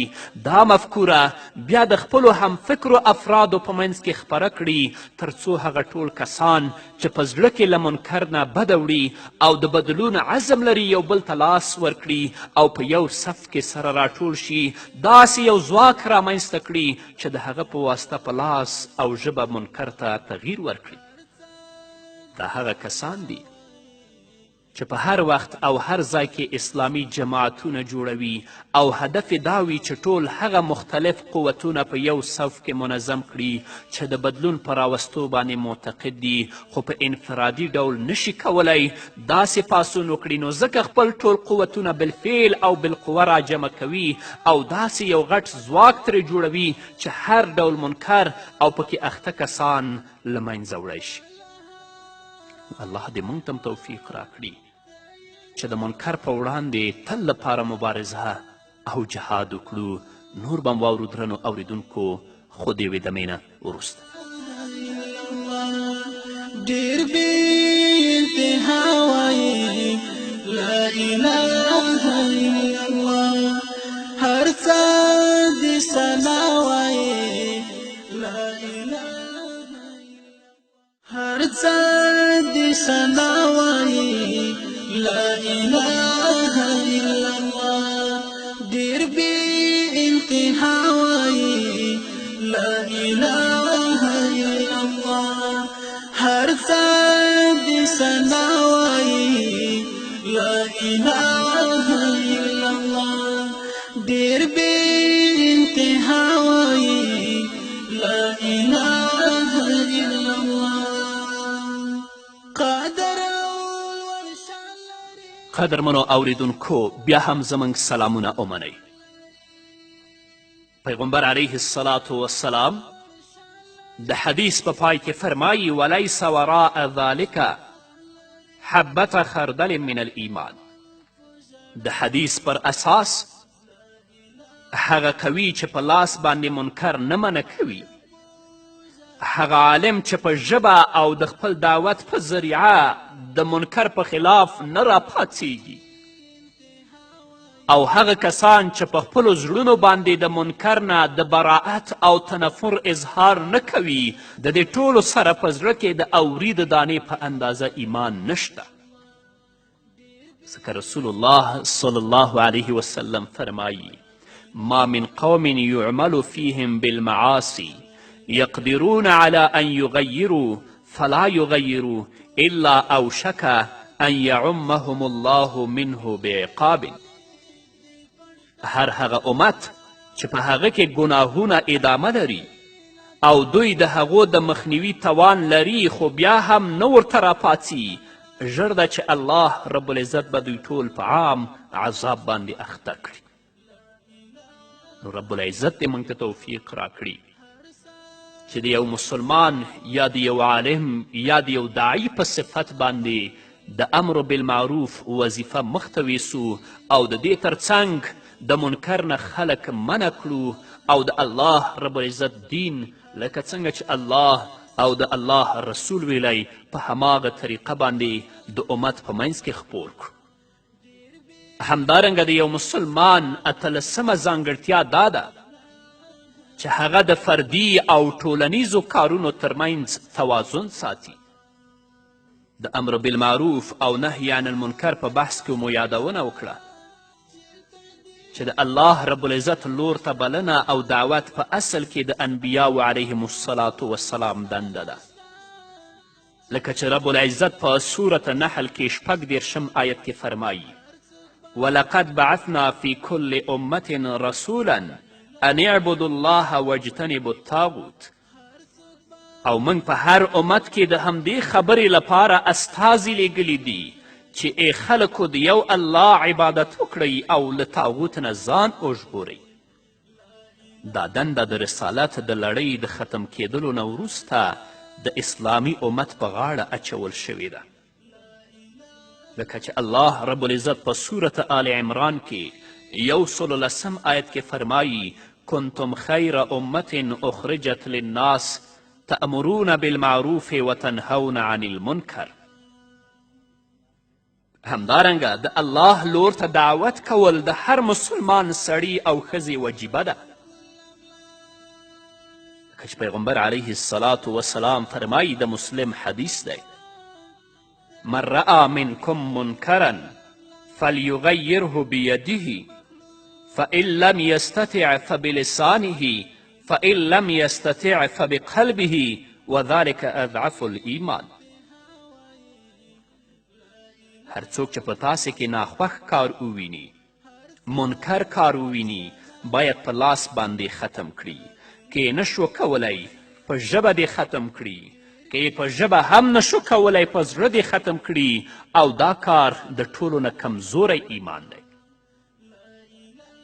همدارنګه هغه مسلمان چې د الله لور ته د دعوت کولو هوډ لري خو ظروف او شرایط ورته اجازه نه ورکوي چې په لاس او ژبه د منکر مخنیوی وکړي، په دې صورت کې د ټولو نه کمزورې درجې د ایمان نه پاتې کیږي او په زړه باندې ورسره مقابله کوي. څنګه مو چې مخکې وویل دا ډول مجاهده په دې معنا نه ده چې یوازې به په زړه ورڅخه انکار کوي او نور به ورته تسلیمیږي، بلکې مطلب دا دی چې د زړه انکار باید د زړه د یو احساس له حدودو نه ووځي او په یوه متحرکه او ژوندۍ مفکوره باندې بدل شي. دا مفکوره بیا د خپلو همفکرو افرادو په منځ کې خپره کړي تر څو هغه ټول کسان چې په زړه کې له منکر نه بده وړي او د بدلون عزم لري یو بل ته لاس ورکړي او په یو صف کې سره راټول شي، داسې یو ځواک رامنځته کړي چې د هغه په واسطه په لاس او ژبه منکر ته تغییر ورکړي. دا هغه کسان دي چې په هر وخت او هر ځای کې اسلامي جماعتونه او احزاب جوړوي او هدف دا دی چې ټول هغه مختلف قوتونه په یو صف کې منظم کړي چې د بدلون په راوستلو باندې معتقد وي خو په انفرادي ډول نشي کولی داسې پاڅون وکړي، نو ځکه خپل ټول قوتونه بالفعل او بالقوه راجمع کوي او داسې یو غټ مادي او معنوي ځواک ترې جوړوي چې هر ډول منکر او پکې اخته کسان له منځه وړی شي. همدا د دې رباني آواز مفهوم ده چې فرمایي ولتکم منکم امة یدعون الى الخیر ویأمرون بالمعروف وینهون عن المنکر واولئک هم المفلحون. او باید له تاسې څخه یوه ډله وي چې د خیر په لور بلنه کوي، په نیکي امر کوي او له بدي څخه منع کوي او همدغه کامیاب او خلاصیدونکي دي. امام ابن کثیر رحمه الله د دې آیت په تفسیر کې فرمایي د آیت مطلب دا دی چې د اسلامي امت نه باید یو ټولګی د دې مسئولیت ذمهوار شي اگر چې د الله لور ته دعوت او امر بالمعروف او نهی عن المنکر د اسلامي امت د ټولو افرادو وجیبه ده. له همدې کبله په مختلفو اسلامي هیوادونو کې له مخکې زمانې نه اسلامي خوځښتونه په کار بوخت دي. ځینې په دې خوځښتونو کې په خپلو اهدافو کې په یوه خاصه سیمه او هیواد پورې خاص وي او ځینې بیا د نړیوالو اهدافو او نظرونو په کار بوخت دي. یعنی له کم وخت نه چې د اسلامي امت اوضاع وخیمه شوه او په نتیجه کې د اسلامي امت وحدت او قوت له منځ نه ولاړ، د اسلام دښمنانو له هرې لورې نه ورته د تعرض لاسونه راوږده کړل، ظالم حاکمان پرې مسلط شول، ظلم او فساد آخرني حد ته ورسید. په داسې شرایطو کې د اسلامي امت باهمته او الهي خلک راپاڅېدل او اسلام ته د امت د بیرته راګرځېدو او د اسلامي امت د جوړولو ستر او مشقت نه ډک مسئولیت په غاړه واخیست. دا ستر او باهمته خلک په هر ځای او هر وخت کې د اسلامي خوځښتونو مخکښان دي.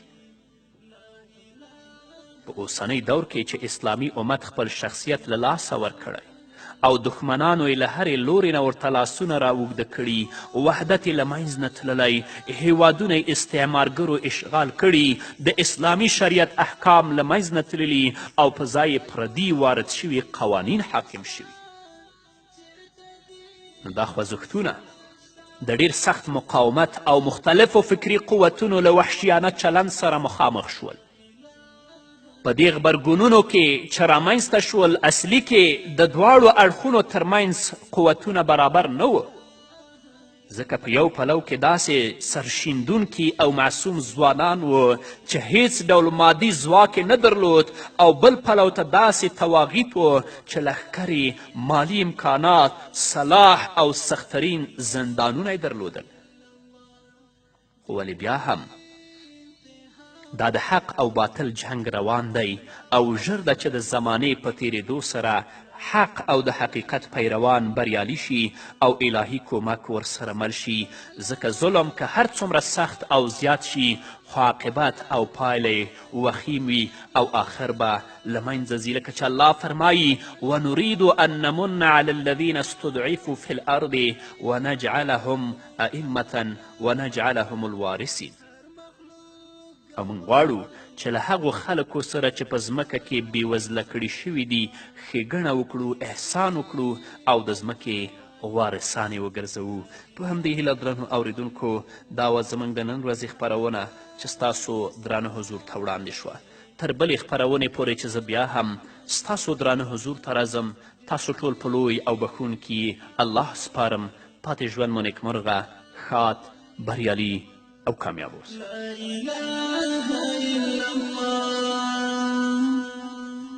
ذاك أرمل عريف هذا أحسن عريف ذاك أرمل عريف هذا أحسن عريف هر وقت دعاوي لا إله إلا الله هر وقت دعاوي لا إله إلا الله دير بانتهاوي لا إله إلا الله هر ثاد سناوي لا إله إلا الله دير بانتهاوي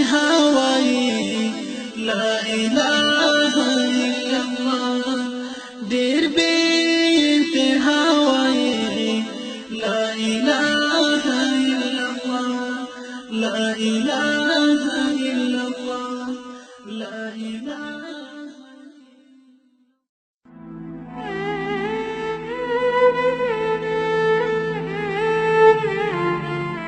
د ژوند لار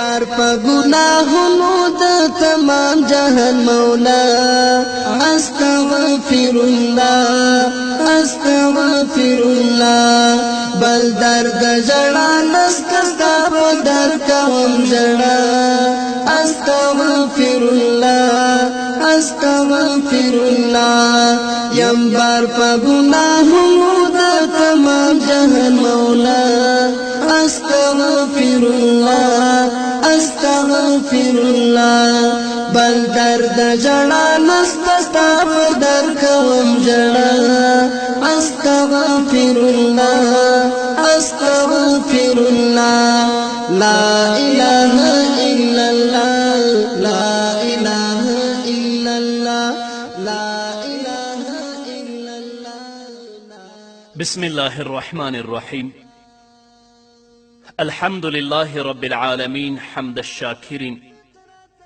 الصلاة والسلام على سيد الأنبياء والمرسلين سيدنا ونبينا وشفيعنا ومولانا محمد وعلى آله وأصحابه الطيبين الطاهرين قدرمنو اوریدونکو د ژوند د لارې د خپرونې مینوالو السلام علیکم ورحمة الله وبرکاته ستاسو روغتیا او خوشحالي د پاک رب نه غواړم په دې هیله چې د صحت او عافیت جامې پر تن ولرئ او خوشحالي مو په برخه وي دا دی زه محمد یاسین فهیم د ژوند د لارې د خپرونې په وړاندې کولو کې ستاسو په خدمت کې یم زموږ د نن ورځې د خپرونې موضوع بیا هم له ګناهونو څخه د خلاصون لارې درنو اوریدونکو یویشتم د ګناهونو په وسیله د پریشانی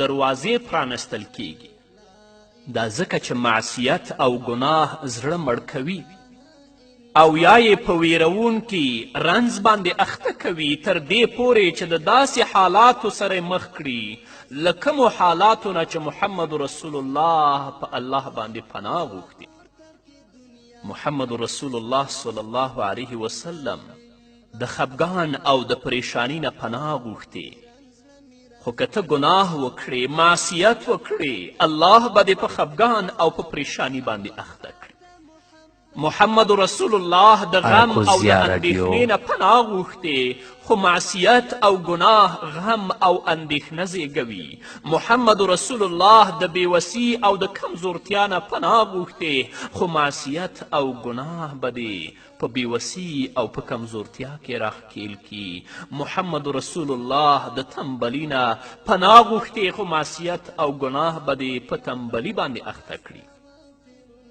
همدارنګه محمد رسول الله د بزدلي او د بېزړهتوب نه پناه غوښتې او ګناه هغه څه ده چې ستا په وجود کې بزدلي او بېزړهتوب پیدا کوي رسول الله د سپېرهتوب د حرص او د بخل نه پناه غوښتې خو ګناه بخل زیږوي همدارنګه رسول الله صلی الله علیه وسلم د پور او د قرض د زیاتوالي نه پناه غوښتې خو که تا ګناه وکړه په پورونو او په قرضونو کې به راښکیل شي محمد رسول الله د سړیو د غصې او د زیاتي نه پناه غوښتې خو ګناه به دې ته اړ باسي چې په تا باندې به هر څوک زیاتی او غصه کوي الله دې موږ د ګناهونو نه وساتي نو ګناهونه د دې نفسي حالاتو او د دې په څیر د نورو د راتلو له قوي علتونو څخه دي الله مو دې د ګناهونو نه وساتي تر څو د هغه څیزونو نه موږ او تاسو په امن کې شو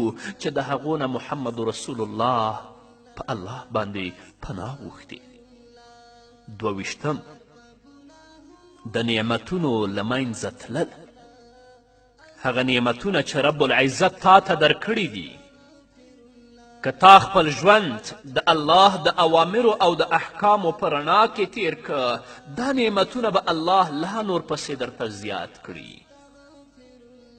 خو که تا د رب العزت د حکمونو نه سرغړونه وکړه، په معصیت او په ګناه کې راښکېل شوې، کومه نعمتونه چې الله تا ته درکړي هغه به درنه واخلي. دا ځکه چې له هیڅ بنده څخه نعمت نه اخیستل کیږي او نه له هیڅ تکلیف سره مخ کیږي مګر د خپلې ګناه په سبب باندې. الله رب العزت فرمایي په سورة شورا کې: وما اصابکم من مصیبت فبما کسبت ایدیکم ویعفو عن کثیر. او تاسې ته چې کوم تکلیف رسیږي نو سبب یې ستاسې عملونه وي، او ډیر داسې عملونه دي چې په هغو مو الله نه نیسي، الله درته بخښنه کوي. همدارنګه الله رب العزت په سورة انفال کې 53 آیت کې فرمایي: ذلك بأن الله لم يكن مغيرا نعمة انعمها على قوم حتى يغيروا ما بانفسهم. دا تعذیبول د خلکو په دې سبب دی چې هیڅ کله الله داسې نه دی چې له کوم قوم څخه دې له خپل له لورې ورکړی شوی نعمت واخلي تر څو چې هغوی د خپلو نفسونو حالت تغییر نه کړي. او حضرت علی کرم الله وجهه فرمایي هیڅ یو ازمایښت او مصیبت نه دی راغلی مګر د ګناه په وجه او نه دی پورته شوی مګر د توبې په واسطه. الله رب العزت د هر شي لپاره یو سبب او آفت ګرځولی، سبب یې منځته راوړي او آفت یې له منځه وړي. نو د نعمت د راتللو سبب اطاعت دی او د منځه وړلو آفت ګناه ده. کله چې الله رب العزت یو بنده ته د کوم نعمت ورکول او بیا د هغه د ساتنې اراده وفرمایي نو په هغې کې ورته د اطاعت کولو ښوونه وکړي، او کله چې ورڅخه د اخیستلو اراده وکړي نو ښوی کړي تر څو ګناه وکړي او هغه نعمت ورڅخه واخیستلی شي. نو که غواړئ چې هغه نعمتونه الله رب العزت تاسو ته درکړي د هغو نعمتونو ساتنه وکړئ او هغه نعمتونه الله رب العزت لا پسې درته ډیر کړي نو د الله د حکمونو پابند شئ، خپل ژوند د قرآن او د سنت په رڼا کې تیر کړئ، او که په ګناهونو باندې اخته شوئ هغه ورکړي شوي نعمتونه چې الله درکړي هغه به له منځه درنه لاړ شي. 20 په ویرې باندې اخته کیدل. د الله رب العزت د نافرمانی په وجه د ګناه په وجه په انسان باندې له هر اړخه ویره او ډار حمله کوي، او څوک چې نیکي وکړي د الله بندگی او اطاعت ته ملا وتړي نو ډار او ویره یې له منځه ولاړه شي، ځکه چې د الله اطاعت داسې یوه کلا ده چې څوک پکې ورننوځي نو له دنیوي او اخروي دواړو عذابونو څخه به خلاص شي او ویره به پر امن باندې بدله شي. که غواړې چې په اطمینان او په سکون کې ژوند تیر کړي، ستا په زړه باندې ډار او ویره حمله ونه کړي، د الله د حکمونو پابند شه. او که دې په زړه کې ډار او ویره پرته وي نو پوه شه چې تا د الله د حکمونو نه سرغړونه کړې، توبه وباسه، الله ته متوجه شه. 40 د زړه رنځ او خفګان. الله طرف ته په زهد او تقوا سره تلونکي خلک په دې باندې متفق دي چې د زړونو هیلې او غوښتنې تر هغه پورې نه ترسره کیږي تر څو چې خپل مولا ته قربت حاصل نه کړي، او زړه چې روغ او سم نه وي نو مولا ته به څنګه قربت او نزدیکیت حاصل کړي. اصلي نعمت د زړه وي او اصلي عذاب هم د زړه دی، خو د غفلت او ګناه په وجه انسان د الله له قرب او د الله له نږدېوالي څخه محرومیږي چې له دې عمله بیا د زړه په ویرې، غم او د سینې په تنګوالي باندې اخته شي او د زړه درملنه د نفس او خواهش په مخالفت باندې کیږي. څوک چې خپل ځان د هوس له پیروي څخه وژغوري نو په آخرت کې به ځای جنت وګرځي، خو له هغې مخکې به په دنیا کې هم یو عاجل جنت او نعمت وګوري چې هغه د الله رب العزت سره د زړه د رابطې جنت دی. هغه جنت چې د دنیا له نورو هر راز نعمتونو سره نه مشابه کیږي. د دغه نعمت او دنیوي نورو نعمتونو ترمنځ توپیر داسې دی لکه د دنیا او آخرت د نعمتونو ترمنځ. تاسو ګمان مه کوئ چې د الله رب العزت دا وینا ان الابرار لفی نعیم و ان الفجار لفی جحیم یوازې د آخرت پورې منحصره ده. دا ګمان مه کوئ چې نیکان به په نعمت او جنت کې وي او بدان به په دوزخ کې وي.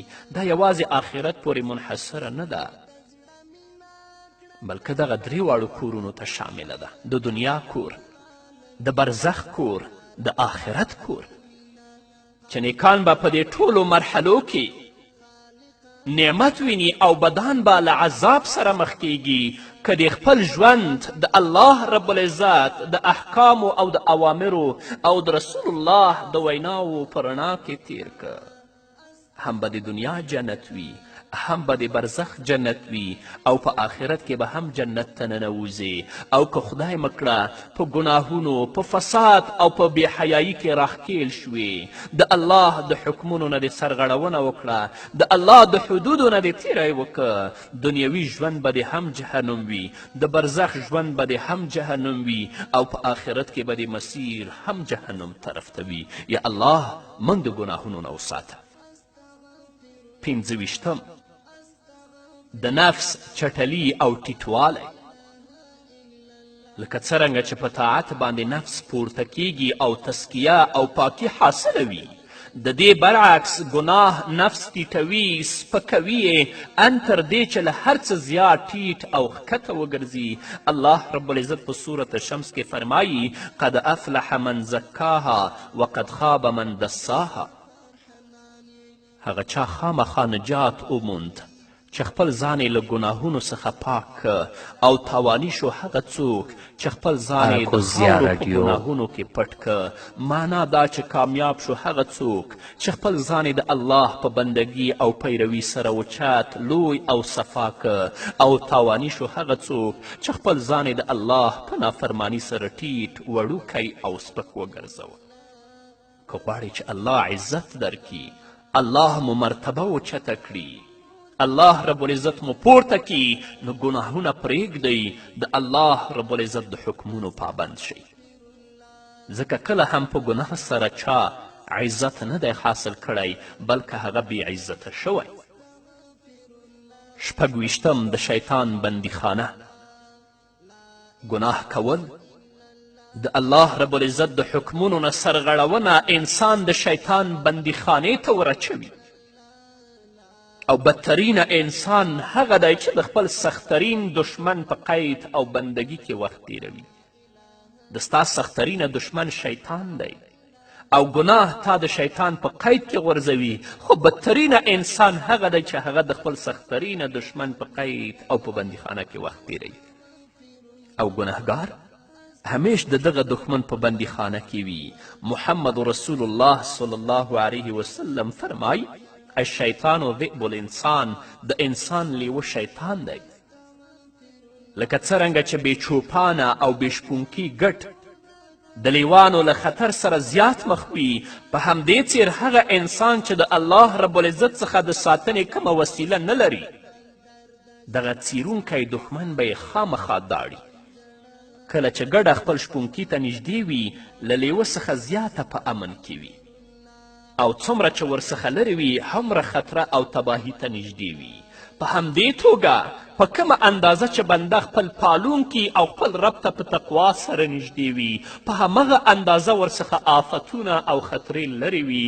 همداراز تقوا بنده لپاره د ده او شیطان ترمنځ ډال دی، داسې ډال چې دی ورباندې د شیطان له هغو دسیسو څخه ساتل کیږي کومې چې د دنیا او آخرت ستونزې او عذابونه منځته راوړي. نو که غواړې چې د شیطان د بندیخانې نه راووځې، خپل رب ته نږدې شې، ګناهونه پرېږده. او که په ګناه کې ښکیل وي، نو د شیطان په بندیخانه کې پروت یې. هغه شیطان چې ستا بدترینه او سختترینه دشمن دی، او بدترینه انسان هغه دی چې هغه د خپل سختترینه دشمن په بند کې شپې ورځې سبا کوي. 28 د مرتبې ښکته کیدل.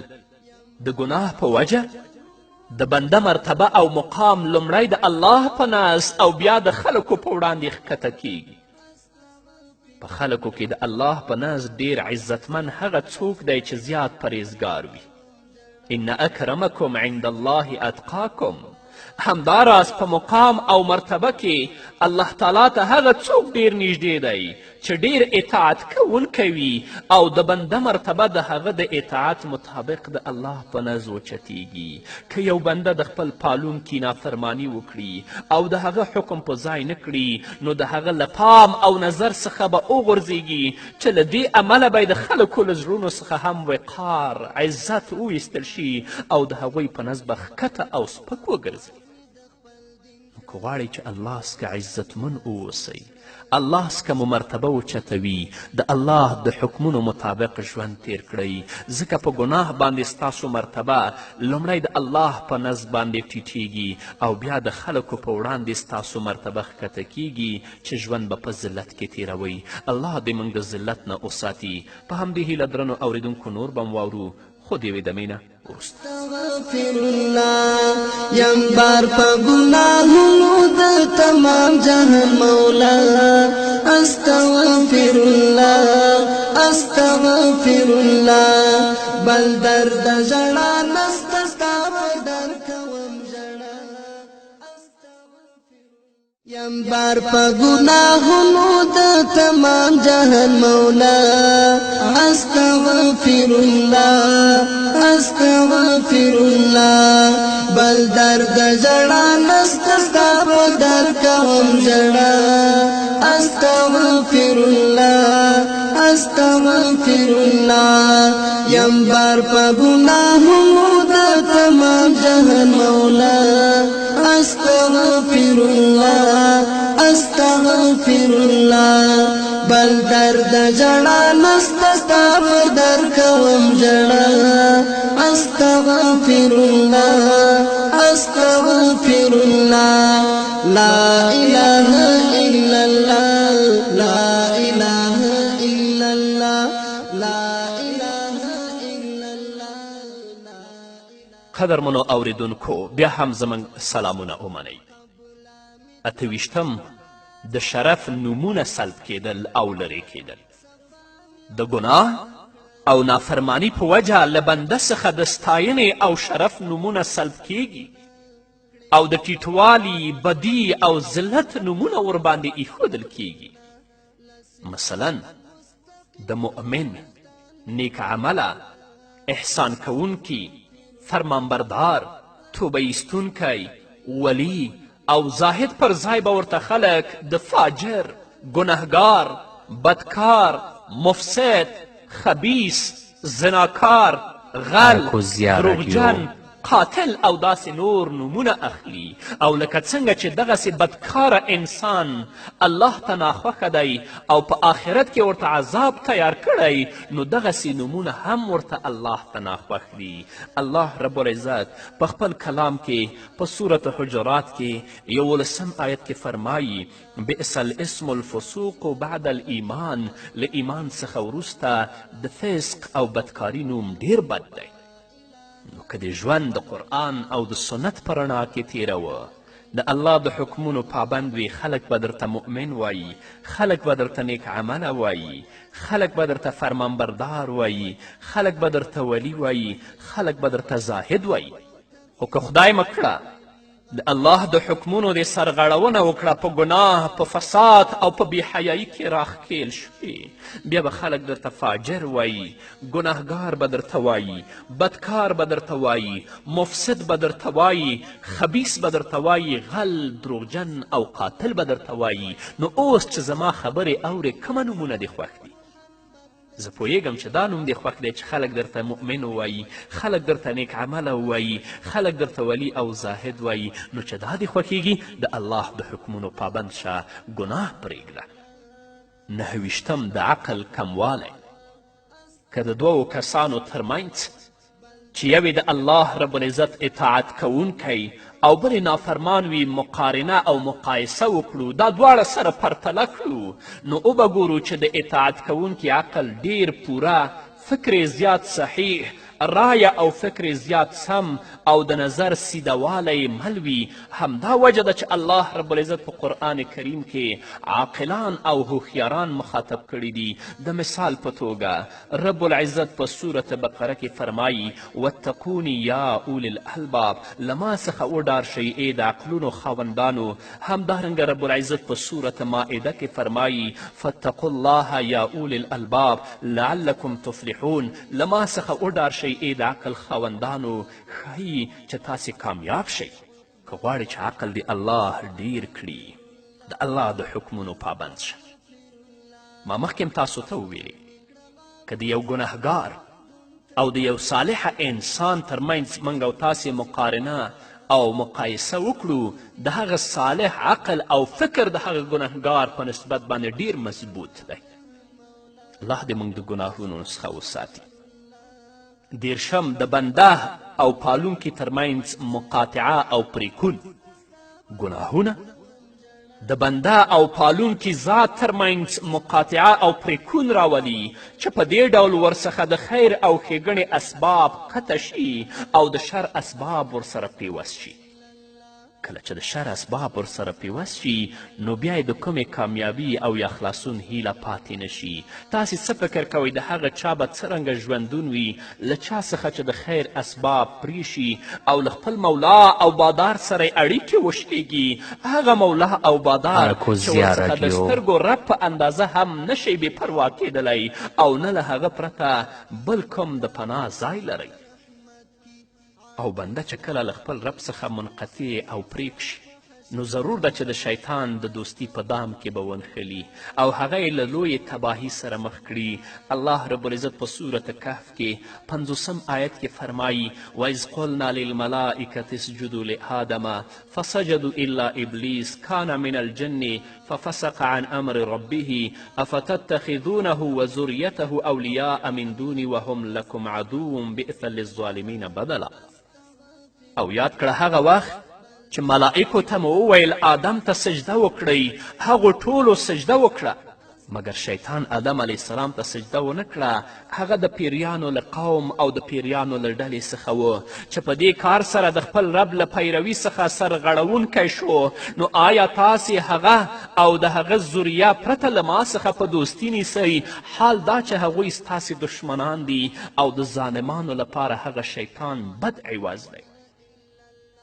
د الله د حکمونو پابند وي رابطه به د الله سره ټینګوي، او که د الله د حکمونو نه سرغړونه وکړه خپل رب سره به د رابطه پرې شي، شیطان سره به د رابطه قوي شي چې هغه به د هلاکت او د بربادي کندو ته ورګزار کړي. الله دې موږ د ګناهونو نه وساتي. 11 د برکتونو او ګټو له منځه تلل. ګناهونه د عمر، روزي، علم او عمل برکت ختموي او د ځمکې او د آسمان د ګټو تللو سبب دي. الله رب العزت په صورت اعراف کې په 96 آیت کې فرمایي ولو ان اهل القرى آمنوا واتقوا لفتحنا عليهم برکات من السماء والارض. او که د کلو او قریو او ښارونو خلکو ایمان راوړی وی او پرهیزګاري یې کړې وی نو د ځمکې او آسمان د برکتونو دروازې به مو ورته پرانیستلې وی. همدارنګه الله رب العزت په صورت جن کې فرمایي په 14 او 19 آیتونو کې وان لو استقاموا على الطریقة لاسقیناهم ماء غدقا لنفتنهم فیه.